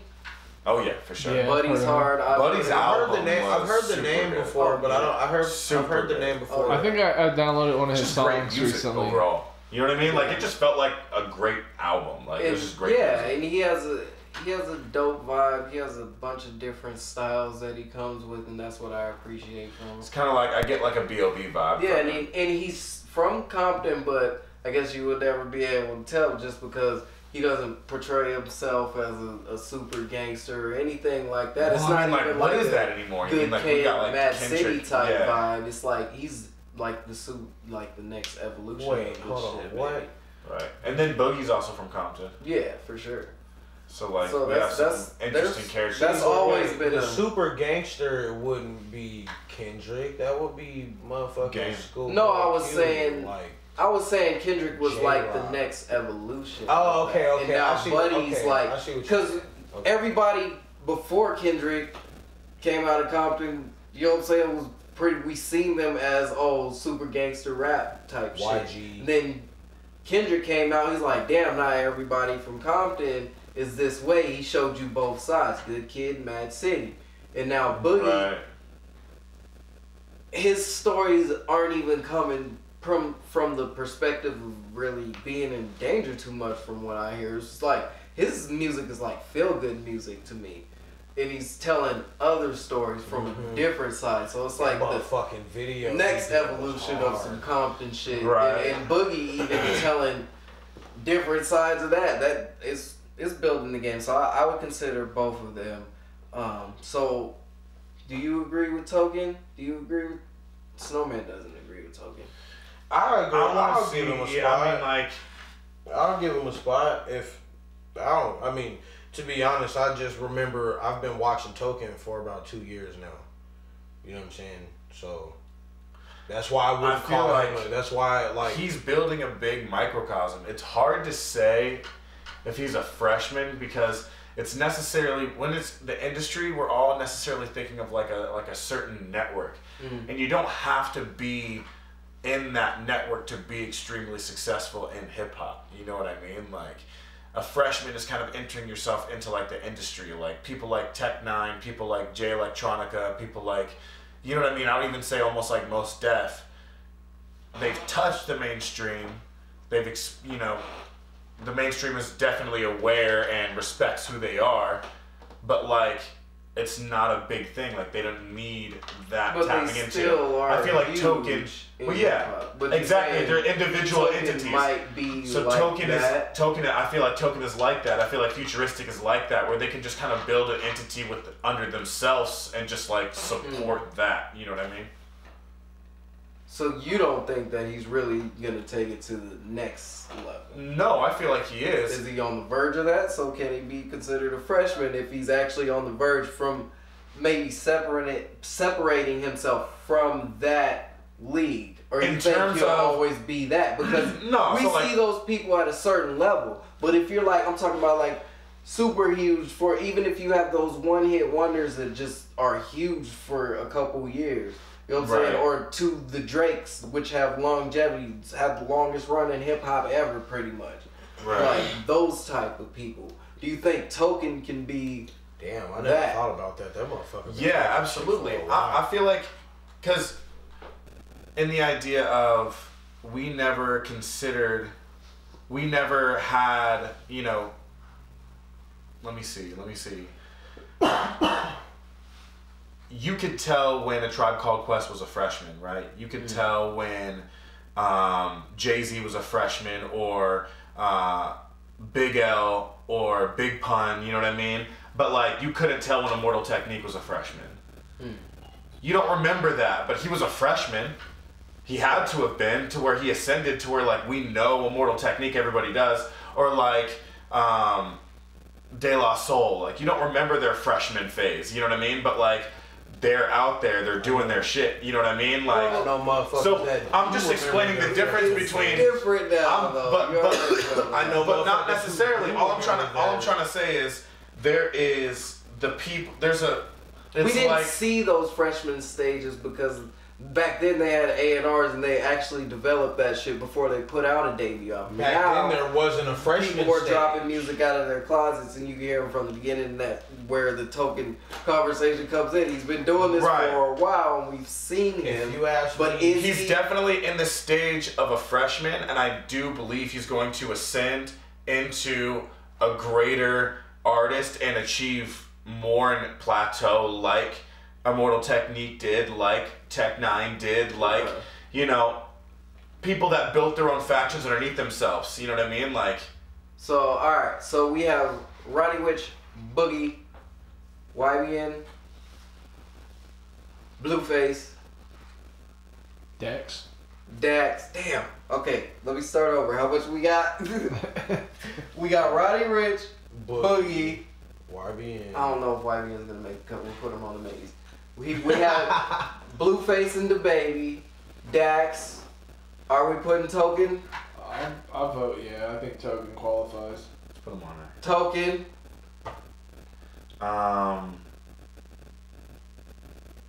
Earth Gang. Hey, Earth Gang is not. Earth Gang is not. No, freshman yes material. they are. Earth Gang is. They're on Dreamville just now. They're about to. What? Or they just kind of dropped their. Bro, I don't even think those are official. That's not their. That's not their. Bro, I'm telling you, they've got multiple albums, bro. I know, but we're not going back to why we're putting them on the freshman list. They're not popping like that. You know what I'm saying? They're on the verge of being Snowman. We're so entrenched in hip hop. Right. We're in this shit. We know all about everybody. Just because you know it, the people out there do not know Earth Gang like that. I fuck with Earth Gang. But I feel like they're on the verge of being there to where everybody's gonna be like, okay, Earth Gang something. Put them on the list. J. Cole said he's gonna try to make Dreamville exactly like a Rock or anything else, like a Cash Money back in the day, like real big shit. That's what he's really working on. So that's Earth anybody's Gang, goal if they're going to be building a Earth Gang. record So label. what's that, 6? Did we put Earth Gang on there? Like yeah. Because YBN didn't make it. Hey, St. John. Thank you. St. John. Have you ever heard him? No. St. St. John's hard. He got it co-signed by Biggs. That's Jay-Z's partner who started the rock with him back in the day. Yeah. That's his like partner. So that's dope. And that's his. That's St. John's with manager. Lil Baby. Yeah, he called just, Trap. Oh yeah, I can't sing. That was hard though. That Trap. song is hard. So we got 12. I mean 7. So have you guys? What about Doja Cat? You fuck with Doja Cat? I'm not putting Doja Cat. I'm not. I don't What? know, bro. I haven't heard any of her other music. She's nice. I haven't I'm not heard putting any of Doja her Cat other on. music. She's sexy as shit. What? Give me that. some other songs that I can listen to that will just wow me. That will just wow me. She got some bars. I think bro. you played something for me that was So funny you as don't shit. have any tracks. It was got some what bars. was that song she did that I'm sure you showed it to me. It I'm was sorry. it was something about Make Me Come or some shit like Whoa. that. I don't know. Go down? Yeah, That's that the one you yes. showed me. I fool. showed you that. Yeah, why you trying to play that on? What is happening right now? I don't remember. You was like, bruh, this song's about eating pussy. Listen to it. I did say that. She's talking about a guy going down on That's her. fucking Doja Cat though, isn't Yes, it? that's Doja Cat. Yeah, okay. That's the only She has other bars, song. though, That's the okay. only song I heard of hers. But that shit was dope. I ain't Not gonna a lie. good first The way example no, of my Doja nigga, Cat. you gotta listen to bro, you gotta listen to the song though, my nigga. Like never mind. The shit was dope. I ain't gonna lie. That shit was way harder than Bitch I'm a Cow. Bitch on Macau was hard though. Like I'm out of here. I'm out of here, bro. this nigga's face, bro. There's no way y'all gonna keep me in this podcast. You talk about Doja Cat. What? Bitch, I'm a cow was good, Bro, I'm weak as shit. Listen, it was entertaining to watch. All right, she is blessed, but at the end of the day, no, dog, no. She is. Bitch on Macau was hard. I completely understand why it went viral. It had all the elements for a good viral video, but fuck no, it wasn't a good song, dude. Get out of here. Get out of here. So All she of doesn't it. make the cut. No. No. No. So are That's we a firm stance. So you're firm on St. John making it? I'm Yeah. firm on that. Yeah, for sure. He deserves that. And we Never gotta put heard these of him. niggas on. He deserves that. So far, I'm sure the people will let me know if I forgot anything, because I'm sure I did. I don't remember the order exactly. Roddy Rich, Boogie, Buddy, Blueface, the Baby. Did we put Buddy in there, right? Yeah. Okay.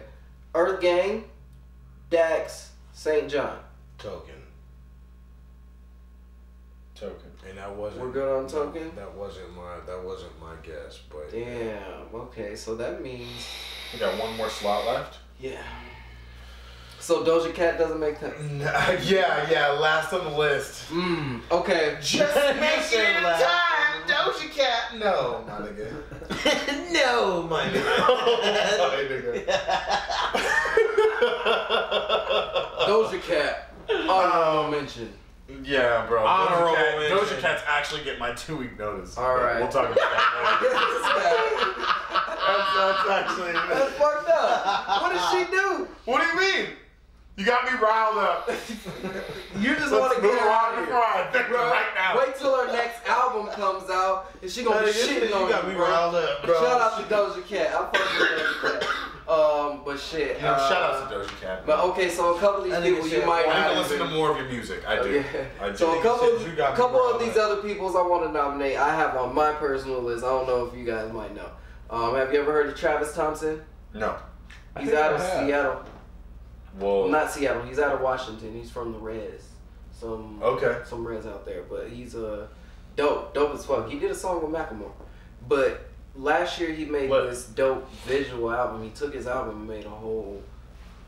I remember. movie out I of it. know the name because you told me about that shit when Is we were you talking good? about that 19. Check that shit out. movie. He's dope as fuck, but he just signed a partnership deal with Epic. And his shit is super dope. He just went crazy. on a little tour, and he's working on. He actually just dropped a new EP that came out like last week or the week before. So I wanted to get him on. You gotta check him out. I can't really put him on because nobody else knows him. Have you ever heard of Goji? Goji's hard. Goji's hard as fuck. Goji definitely. I think he could like have like some radio bangers this year. Yeah, and Goji's serious. really I feel go like to the next level. We have just seen a little bit. You know what I mean? Like the intro, for like sure. just for what he already has planned, he just feels like the type. And did you know that he's the dude that created the Harlem Shake? No. That viral thing, he was responsible for that. Do That's the Harlem crazy. Shake. Yeah. Yeah. He And everybody did that. going crazy. Yeah. And he was just doing YouTube videos for a while, and then he just decided to take music super serious, and here he is. And he has some dope ass music. He has that the last one he dropped was super dope. So I would put him on the list because I think he has the potential to go to the next level. Okay. Saba, have you ever heard of Saba? Yeah, Saba's dope. Saba's dope. Saba's super dope. That album is hard. Smino's I dope. haven't heard his new Smino, album. but I don't think Smino's there I'm not- yet. I think okay. Saba's a little bit closer than Smino, I would say. This is all. I've only heard a opinion, couple so songs cool, of Saba. man. Saba is dope. He's got some shit. His album is Saba's dope. crazy. Go check that shit out. Then last two, have you ever heard of Toby Lou? He's out of Chicago. No. He has some fun music. Yo. Have you ever heard of Pink Sweats? Yes. No. Yes. Pink Sweats deserves a motherfucking. I don't know about if he's there yet for the freshman Bruh, list. I think but he's there. That motherfucker is dope. I think he's on the got verge some for shit. sure. He just dropped a new one yesterday, Volume 2, EP Volume 2. Oh, I gotta go check that out. Check I out fuck Pink with Sweats. He's more of That a. motherfucker's dope. He's bending the genres. He's pretty dope because I was just watching his Instagram and he's just saying you create wherever, and he was just like kicking it back on the couch with the microphone and just rapping, and the shit sounds super nice. And you're like, damn, that's where he did that. He's like, yeah, it's just whenever I find inspiration, just you don't have to do something epic. So I was like, I thought that philosophy was pretty dope. But he's dope. He kind of reminds me of like a, I don't want to compare him to anybody, but I guess just the kind of way he looks. He kind of looks like Khalid. Oh yeah. And his vibe is He has kind a of flat like top. that. Yeah, kind of. Okay. But check out Pink Sweats. I would say That's the for first thing about- I think of when I think of For the Khalid. He's like, 10th oh, yeah, spot, flat top. I would say between, for me, it would be Goji and Pink Sweats. I'm cool to being Goji. I'm alright. You know, But how do you feel? I don't know who Goji is. I go with Pink Damn, Sweats. so you don't know who Pink Sweats is, Intellect, and Snowman doesn't know who the fuck Goji is. Have you ever heard of Ty either one? goes, so Nope. Ty goes to Lil Baby. You know what I'm saying? Little baby can't be in there. Yeah, we're His not, debut. we're not going back to that. It's His not debut. It's not his debut. His debut was over a year ago. Yeah. His debut, his official debut. Did you Was have over anybody a else year on your ago. list that you feel this is a 10th spot right here? I mean, Over Goji? Or over- do you over have anybody Goji? you feel that could get over Pink Sweats? So we're not putting the baby on that list. No, the baby's on the list. Okay. It's Roddy, Boogie, Buddy, Earth Gang, Blueface, the baby, Dax, St. John, Token, and Have you ever heard of Octavian, no. the British rapper, or Skepta? I heard Skepta, I've but heard he's not a Skepta. freshman. He was on the drink. Yeah, he's a veteran. He was But- on the breakout. Octavian. Yeah. Sorry, Exactly. buddy. You don't get that title. And then, Octavian's pretty nice. He just dropped his song. He's been on work with Skepta. So, he's a rise in London. He'd probably be a freshman if we across the pond. What about qualify? Jid? Yeah. No, he was on last year. No, we said that. He was already. on last year's We said that list. already. I said that shit earlier. He has what is it? DiCaprio too. Yeah. Yeah. He dropped that already, and then on top of that, he has one. He was on the before that. list last year. Yeah. Yeah, He I'm had pretty the sure only you went tight through that at freestyle. the beginning of it. Facts. What about Alina Baraz? Alina Barez? No. Because if we're going to talk about that, we're going to put Blood Orange in way before we never heard. What about Emotional Oranges? Oh my god. Have you ever heard Emotional Oranges? Look up Blood Orange. So what's Negro Swan is one of the best albums that came out this year. Negro Swan. Or 2018 is when it came out. Negro Swan. Negro Swan. It's phenomenal. I've heard that, and I heard a couple other because they're not going on there. Okay, so we're not doing that genre then. That's fine. Then, well, that's what you were saying, right? Yeah. But so if we're not doing that genre, then why would we put Goji in? I mean, they had Pink Sweats. They had August Alsina on the freshman list. He's definitely true. August Alsina was a rapper / singer though. That's like putting Bryson Tiller. He was more of like a singer. But it's the same thing. That's like saying Chris Brown. The same thing as Bryson Tiller. He's a singer. The same thing as Bryson Tiller. Exactly. But Bryson Tiller blew the fuck up off of an album that was like 2 years old. So. Well, I think Black couldn't be put on a freshman year a couple years ago. Yeah, and you wouldn't really consider him a rapper. Yeah, he is a rapper. He's definitely. He is a rapper. Oh yeah, he was a battle rapper back in the day, but definitely a rapper. Just because you can that's not rap. That's it's R&B. Bro, but it's the same Atlanta Love Letter. There's some. There's bars in there, but I'm saying the majority of his songs, especially the big hit songs, it's not. It's the same thing as Bryson Tiller, bro. Same exact thing. I'm not a big fan of Bryson Tiller. Trap Soul was dope, but after that, but it's Trap Soul. Once again, he blew up off of an album that was like. All right, so we'll just put Pink Sweats and Goji on the same level for now. What about that? You guys go listen to these people and compare them. Tell me which one you think is better. Okay. And how about all the people in the comments tell us who they think is better? Go check out Goji. I'll come back on retractions and rebuttals if I'm wrong. Okay. Oh yeah, for sure. But Goji's in it. Retractions and rebuttals. Okay, so I got Goji and Pink Sweats in there because these two haven't listened to both of them, so we can't settle that. We'll conclude it. So right now there's. But speaking of up and coming artists, have y'all heard of the Lil Nas X? Old Town Road? Yeah, I can't deny the flame. That was involved with that song. I wish we could play it right now so you motherfuckers could hear it. That shit has been stuck in my head. And go back and find it and then come back. That shit has been stuck in my head since I heard it the other day. And the only reason I even heard the song is because I seen the headline that Billboard had took it off its top hot country songs list. It made it all the way up to 19 before they realized that we don't think that they said it doesn't have all the elements that they would consider a country song. When I heard it, even with I read the headline before I listened to the song, obviously, so I had a skewed opinion, I guess you'd say. Right. So I was like, this sounds like a country song just with some trap bass in it. You hear the strings, his cadence, the words that he's saying. Sounds like a country song to me. Right. It sounded like a country song to me too. Because there's been plenty of country songs that have used hip hop undertones that they're still like, yeah, it's called stadium country. Yeah, is that what they call it? New flashy country that the young kids like. Mm-hmm. You know what I mean? It's just like, okay, but like that's a hi-hat, that's an 808, and they're doing a lot of triplicates in here. You know what I mean? Like, okay, this is hip-hop. This is definitely hip-hop. Right, I heard this song, Body Like a Back Road. Just if you listen to the lyrics, if they did that shit a cappella, you would think that's like it's an R&B song. Like if who was saying like Jeremiah sung that shit.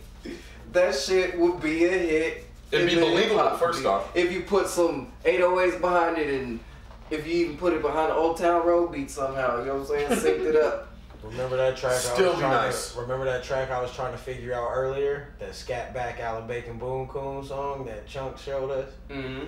I just figured out the motherfucking cadence, nigga, and it's because you said something back road.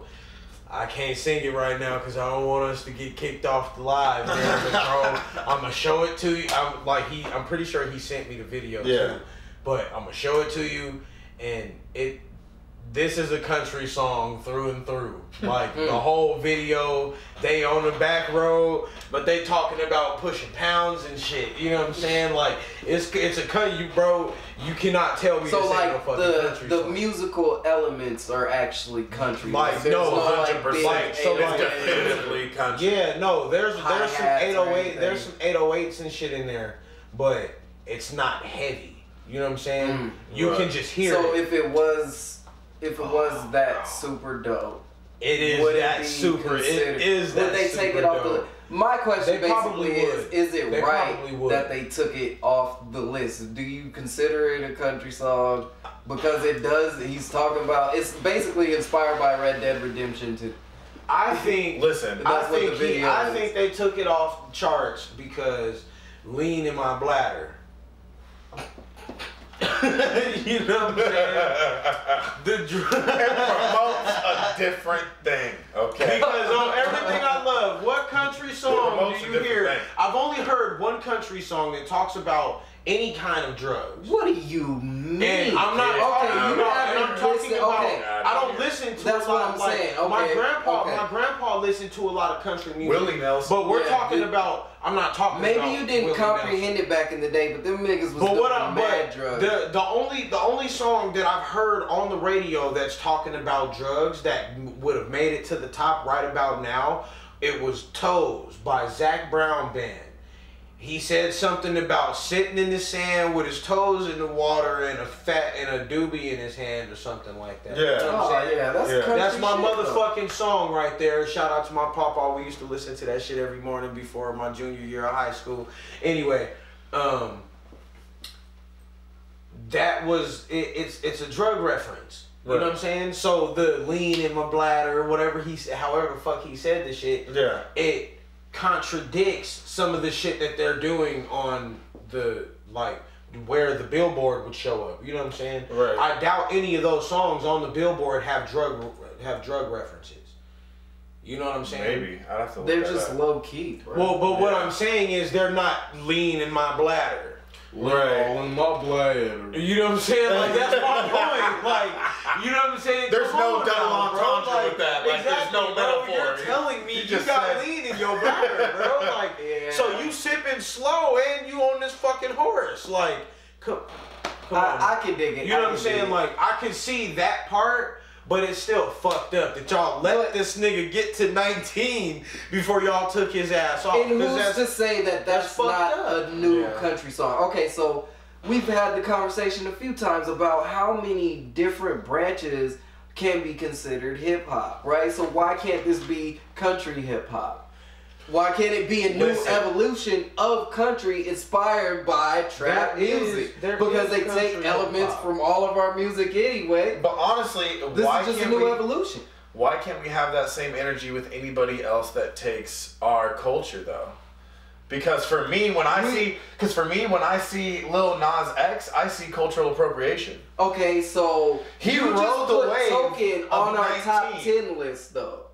He just rode the wave of top 19. Okay, so do you look at Token and see cultural appropriation? No, because he doesn't come with the southern twang or use those different like.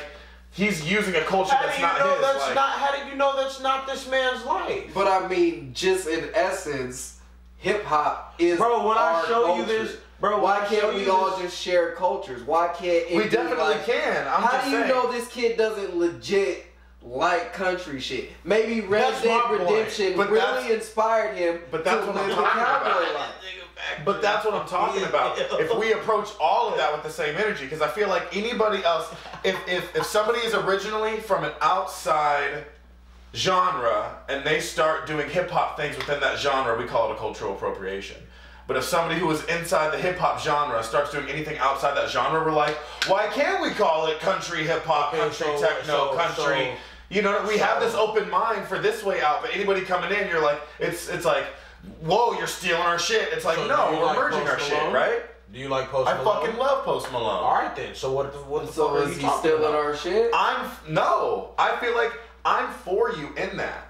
I believe that people should Be go able about to do it what they want and to merge. with You think he's genres. mocking them though? No, I'm saying if I know I'm kind of doing away with the whole cultural appropriation thing. Because for me, it's more of a merging of genres. Like, I don't necessarily think it's somebody stealing a culture to gain financial wealth within themselves without giving any, you know, background love to the culture. And like, right? Because that's essentially cultural appropriation. You're coming in, you're a culture vulture. You're using the benefits and the flashiness and the good qualities of that culture to make your own personal gain, but you're not really giving to that culture. We don't know what Lil Xan X is doing to give to the country culture.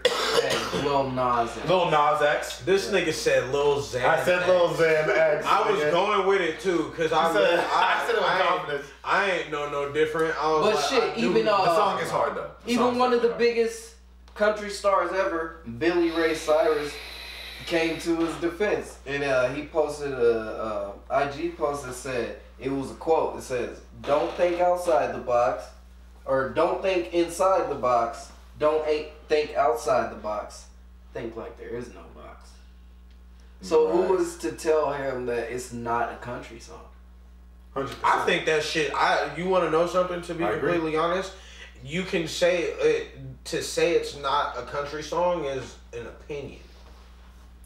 Because even you know now, and it has to be an opinion of a large group. Music's just gonna be music. But that's the point, though, because music is just music. Period. If you like it, you like it. And you can't tell me that there's not a fucking song in another genre that you don't like just because you don't listen to that shit. And that just goes into a deeper topic because they try to segregate everything, bro. If you knew what the fuck this nigga was saying in this mariachi band, ourselves, fam. you would probably like the song. But because you don't know what this motherfucker is saying, you can't really like the song. You can say you like the beat. Right. You can say you like the dance and the, you know what I'm saying, all the shit, you know what I'm saying, but you don't really like the song because you don't know the lyrics. Right. But if you knew the lyrics, you could say you like, if a motherfucker sat here and told you what they were talking about, you may not you can't understand what that person is saying, but you get the message of what, you know what I'm saying? That's why I like Body Like a Back Road so much, because that's actually my jam, because it is some shit that I can relate to. And no matter what actual instrument is behind it and the arrangement of the song, what he's talking about, I can relate to. Right. I know every curve like the back of my hand. Or like you know what I'm saying? 15 and a 30. Or on a different I ain't in no hurry. Hey, don't get us muted.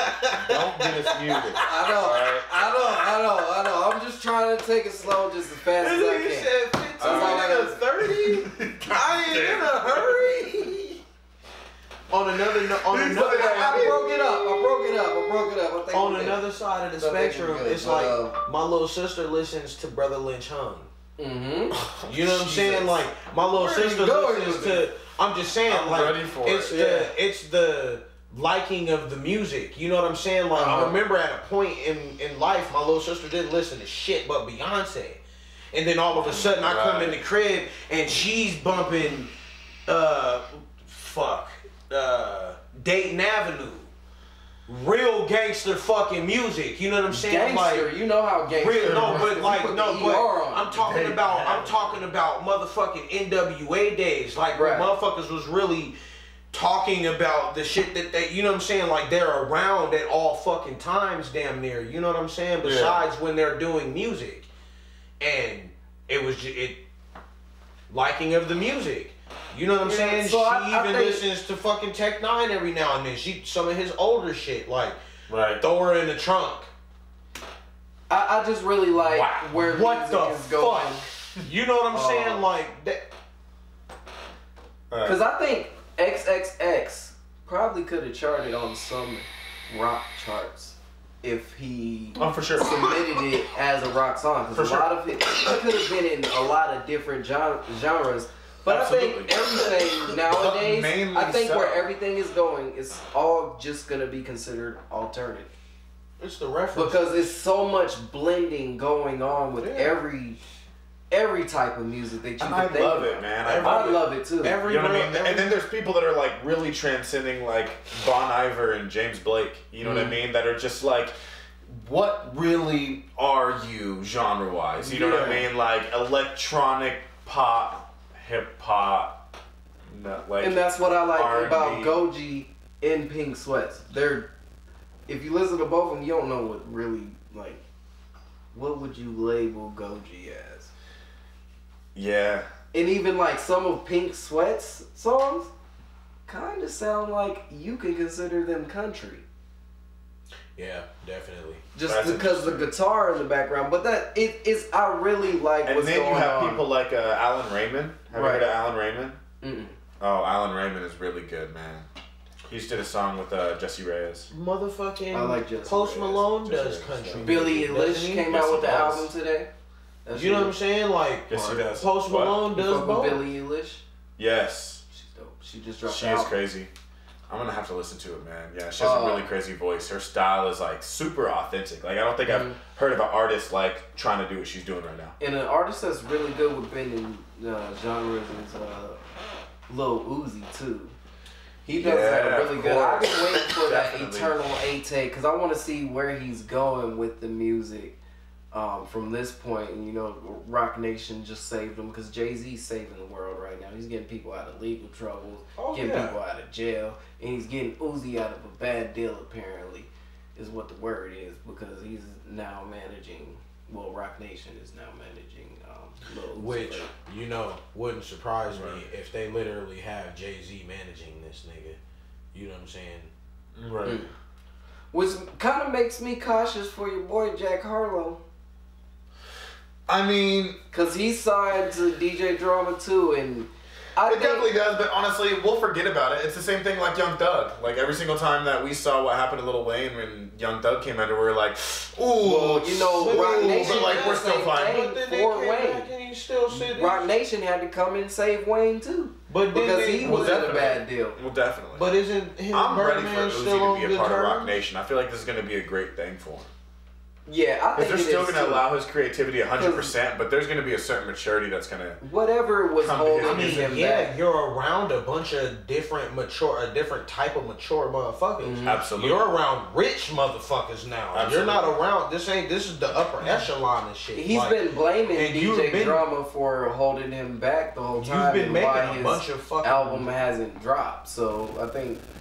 Now, even after he announced that he was signing with Rock Nation and told him thank you and shit, he's still saying free Uzi. He put a clown face on Jack Harlow. Yeah, when man. Jack Harlow Jack Harlow put up a picture with him and Jack Harlow and DJ Drama, and he said, what did he say? He said, "Just sold my soul." Oh, just sold my soul away. He said something click about like if you want Eternal 8-take to come out. So yeah, he was trolling Uzi. Uzi trolled him back by putting the clown face on top of that picture and putting it in his story. So that's a beef. If Uzi, I think my theory is Uzi was in a bad deal. He didn't know that he would make so much money, and with the music business, you sign off to some manager or whatever or a label, and if you don't know what's in the contract, they can be taking a lot of money. And when you first have your hit, you know what I'm saying, you're getting a lot of money, so it doesn't really matter. And then you realize how big you are and how much money you're making, but to how much you look at how much the cut that they're taking. Right. So at one point, if you're in a horrible deal, your managers, your producers, or whoever you sign to in a bad deal can be making more money than you actually get from your creation. Yeah. Right. So even if it is on their beats. Yeah, exactly. It doesn't matter, like, cause you signed like 360 deals are the worst thing that ever happened. People are like signing. That's all their rights. Yeah, honestly. And when you're young and you just want to get that money, you don't all know. Your masters so are now owned by he realized, you don't own you know what I'm saying? Music. So maybe now he realized he was in a super bad deal. He's grown older now. he realized how much people are making off of him, and he's like, fuck that. I'm not going to put out my next album. You guys won't make any more money off of me. Right. Until I feel like I want to restructure my deal. Right. And then on top of that, it could be this last album is under DJ Drama, and he has to drop that shit under DJ Drama. Yeah. So now that's a good point. So now he's doing whatever he can to uphold or to keep that shit from coming out. You know what I'm saying? Especially with him signing over to Rock Nation and all of that shit.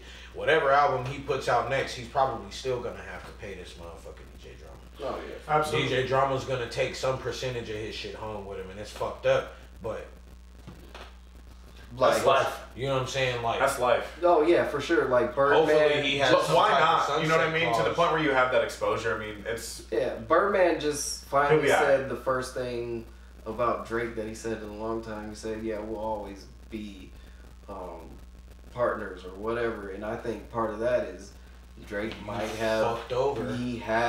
Birdman has probably a lot of royalties from Drake. So no matter what, right. he will always get paid be from that. partners with Drake. Right. You know what I'm saying? So even because the theory was that even Drake announced or said it some cryptic or whatever that after this album he's free. He's a free agent. He can do whatever he wants.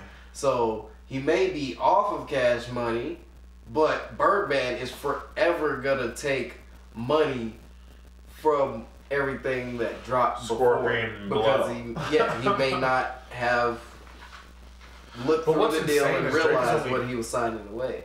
What's insane is Drake is only 28. That's right around the time we got the. Drake is not 28. He's like 31.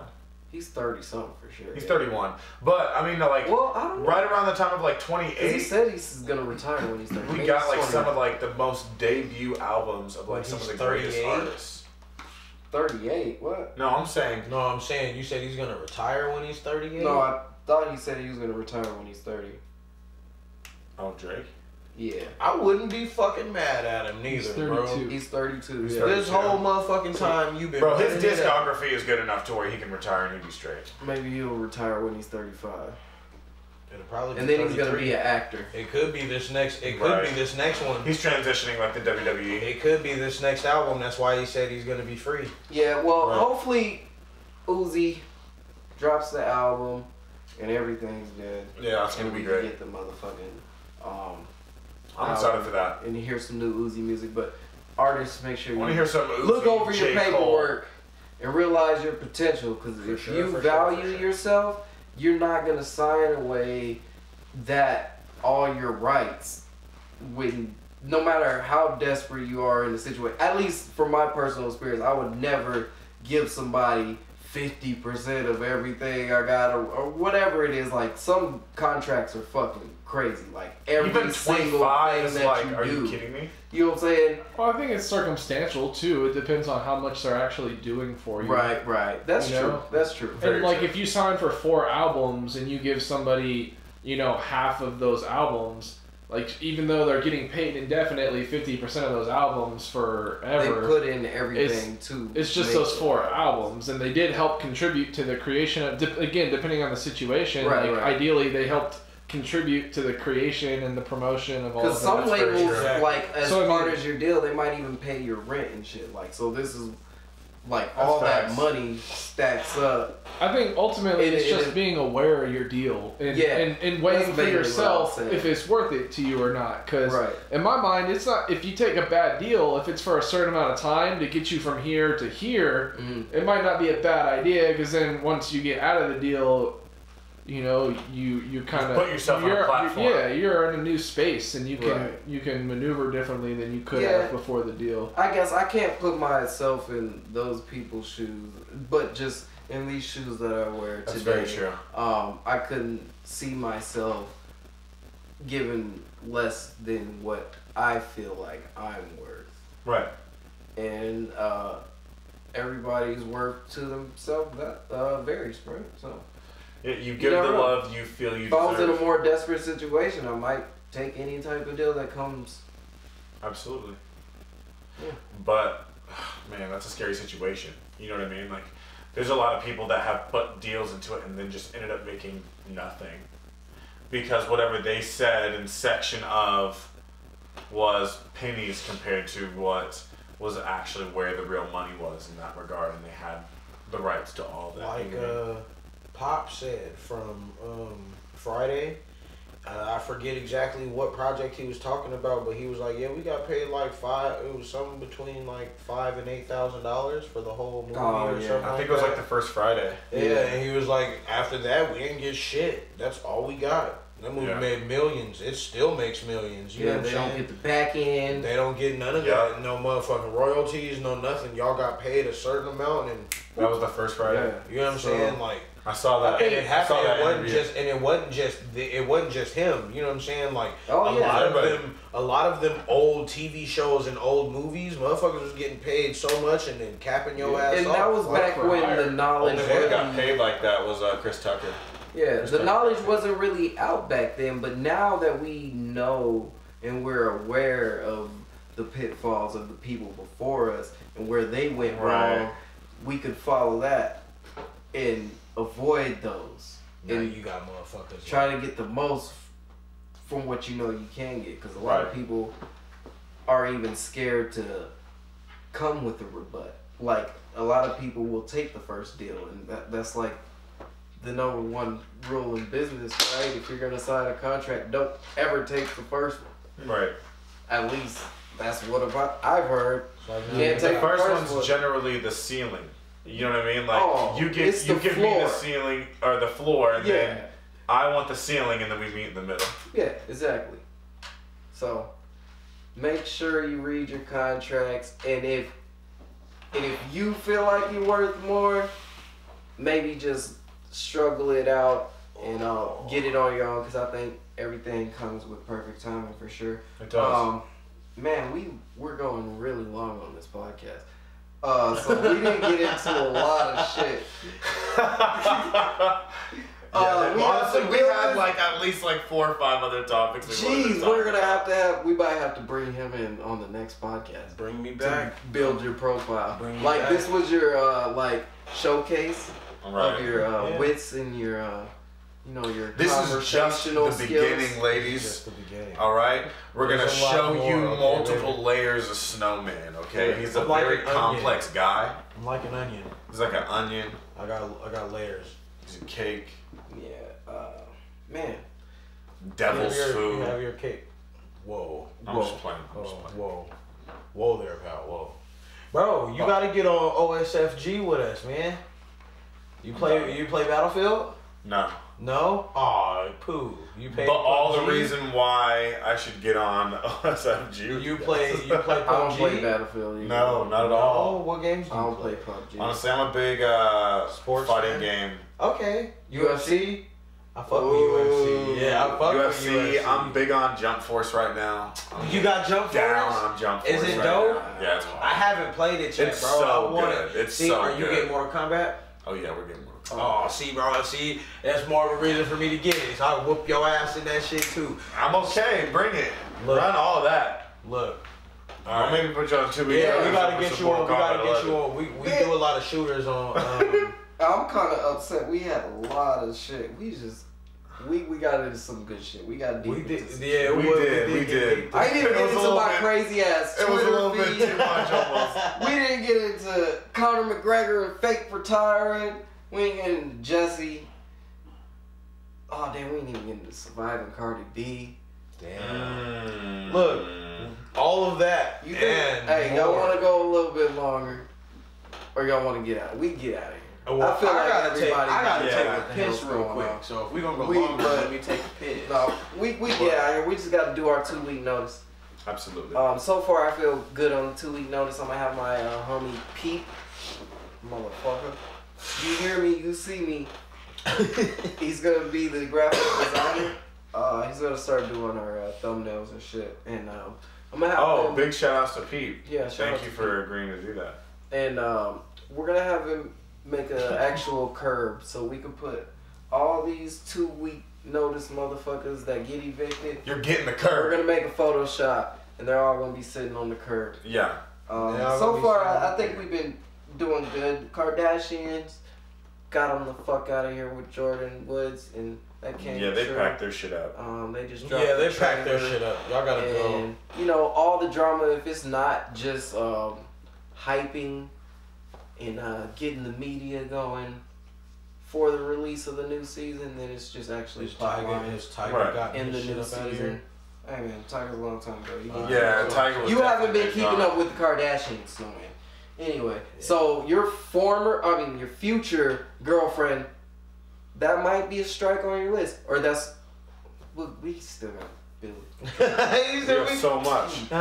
We are already 3 hours in, right? We're gonna start that. We're gonna start with that one. We got Kardashians and Jordan Woods out the fuck out of here. Soulja Boy, we almost put him on a 2-week notice. We realized that he's already on the curb, and that's solidified by this week. Everybody complaining about not getting their Soulja watches and their Soulja games. Let's see. Honestly, though, that's kind of on them for buying that Sammy LeBron shit. Bullshit. Dude, That shit was scammy as fuck. But some dude was even like, I bought it as a joke, but I really thought I would actually get Joke's it. on him. Now I'm pissed. Because what if you just got it? I know it's some bullshit. I know it might not come in 6 months. The joke's but on you. I want to get it as memorabilia. You know what I'm saying? I want to say, yo, I got the Soulja I can game. go into a store and buy this shit. Maybe Okay, it's cool. just coming straight from Buy this shit China up. where it's manufactured and it's just going to take 6 months to get delivered. Yeah, well, Soulja Boy said that there's too much. He didn't expect that there was going to be that many orders, so they can't keep up with the demand, basically. What the fuck do you mean? So anyway, You're Soulja Boy has been out on the curb. Yeah. Fuck, you know what I'm saying? bro, guy, get your shit and get out, bro. That's what you do. Pack up. I That have was a bullshit. theory that Nicki put out those Cardi B clips of her saying that crazy shit that we didn't even have time to get into on this podcast. We might have to do a side podcast. Damn. Anyway, I said, damn. she's out on the curb, right? Call it We get her out. leftovers. We get her out. We got her out. Call it Tori's out on the. Tori's out on the curb for sure, and apparently he just stole one of Meek Mill's artists. And fucking Doja Cat's out on the curb. No, she's not. No, it's just 2-week notice. You want to give Doja Cat the 2-week notice? What does she do? What does she do? You don't have no evidence to back this up, bro. You're right, man. You're right, man. I'm hyped I thought up. you were fired up, bro. Why you hating on Hyped Doja up. Cat? All right, there's no need. There's no need, really. And I'll come back. Hey, that might be a rebuttal. And me personally, I feel justified in DC getting the fuck out of here because Shazam looks whack. We already know that they gotta reset the whole fucking universe. Nigga, it's been said. So you don't like Aquaman? Aquaman was alright. Don't get me wrong. It was cool. DC has been Aquaman's trash nice. for a while now. Yeah, All right. it was cool. The one thing that they have going for them kinda right cheesy. now is the Right. Flash TV show. I said that. That shit is fucking hard. If you haven't seen it, watch it. That shit is fucking dope. And even if you don't watch it, don't let Snowman tell you But what to what do. I'm saying That's is, a- okay. Live your own life. So if You you're should gonna check- be Snowman's my girlfriend, opinion- he might be a my little bit opinion- demanding. My opinion is to watch the TV show. There it It's is. dope. All My right. opinion on Shazam is But that's he's a mine. child. If it's not her, then He's I'm a out. child. Wait, All you right, said 2-week notice. no? You said Doja Cat. Boo. That's a 2-week notice. Boo. That's not legit. You're just talking shit. All right, so it's fine. That's not legit. You just talking shit. That's not legit. You need one of those. You need a button on that thing. I mean, other than that, a little decimal. Well, we got Daniel Caesar. He's being a little sensitive, and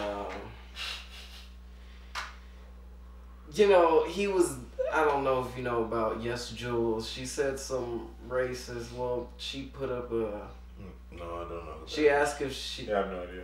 She put up a picture on Twitter like a year or so ago that said, the shirt said niggas be lying. And she asked, can I wear this to a festival, right? So everybody trashed her for, you know, being racially insensitive, racist, whatever you want to call it. Everybody says she's the always, word. and then from there, she like kind of doubled down on it, said black girls only hate her because she has a fat ass, this, that. She always Does be she have a clowning fat on, she was clowning on Joe Budden. Does she have a fat ass?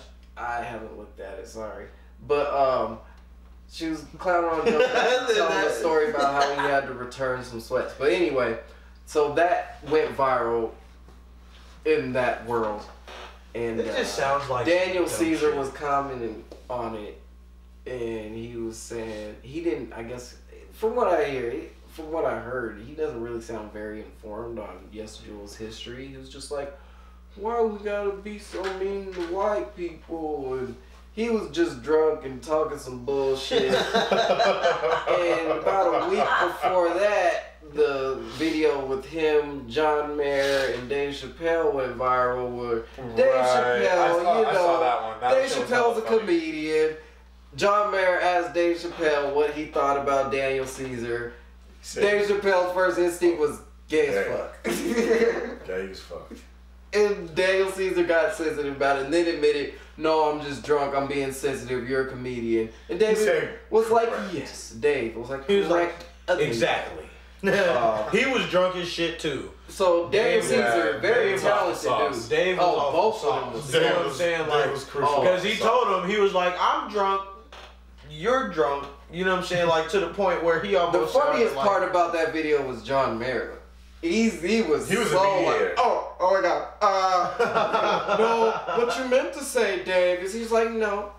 He was like, it was an accident, right? This is what happens when you're live. You accident. No. See, your problem is the word accident. He was like, yeah, he didn't give a fuck. I didn't say that shit. He really didn't care. He was like, no, I meant everything I said. He even told Daniel, he was like, yo, as a comedian, what do you expect? If I tell you, fucking clown on you, yeah, you're being sensitive about it because that's my job to fucking crack jokes, whatever the fuck. If I was in a room with Dave Chappelle, he'd call me where the fuck he wants. I'm not gonna take it personally. I'm gonna laugh. He's a fucking comedian. Thank you for cracking. He says. Chappelle cracked the joke on me. I'm like, oh, he cares enough to clown me. What? That's a part of me, like, right? I will forever live with that. That's a badge of honor right there. You know how I'll tell that story for the rest of my life. I wish that was on Instagram Live and the motherfucking called me so.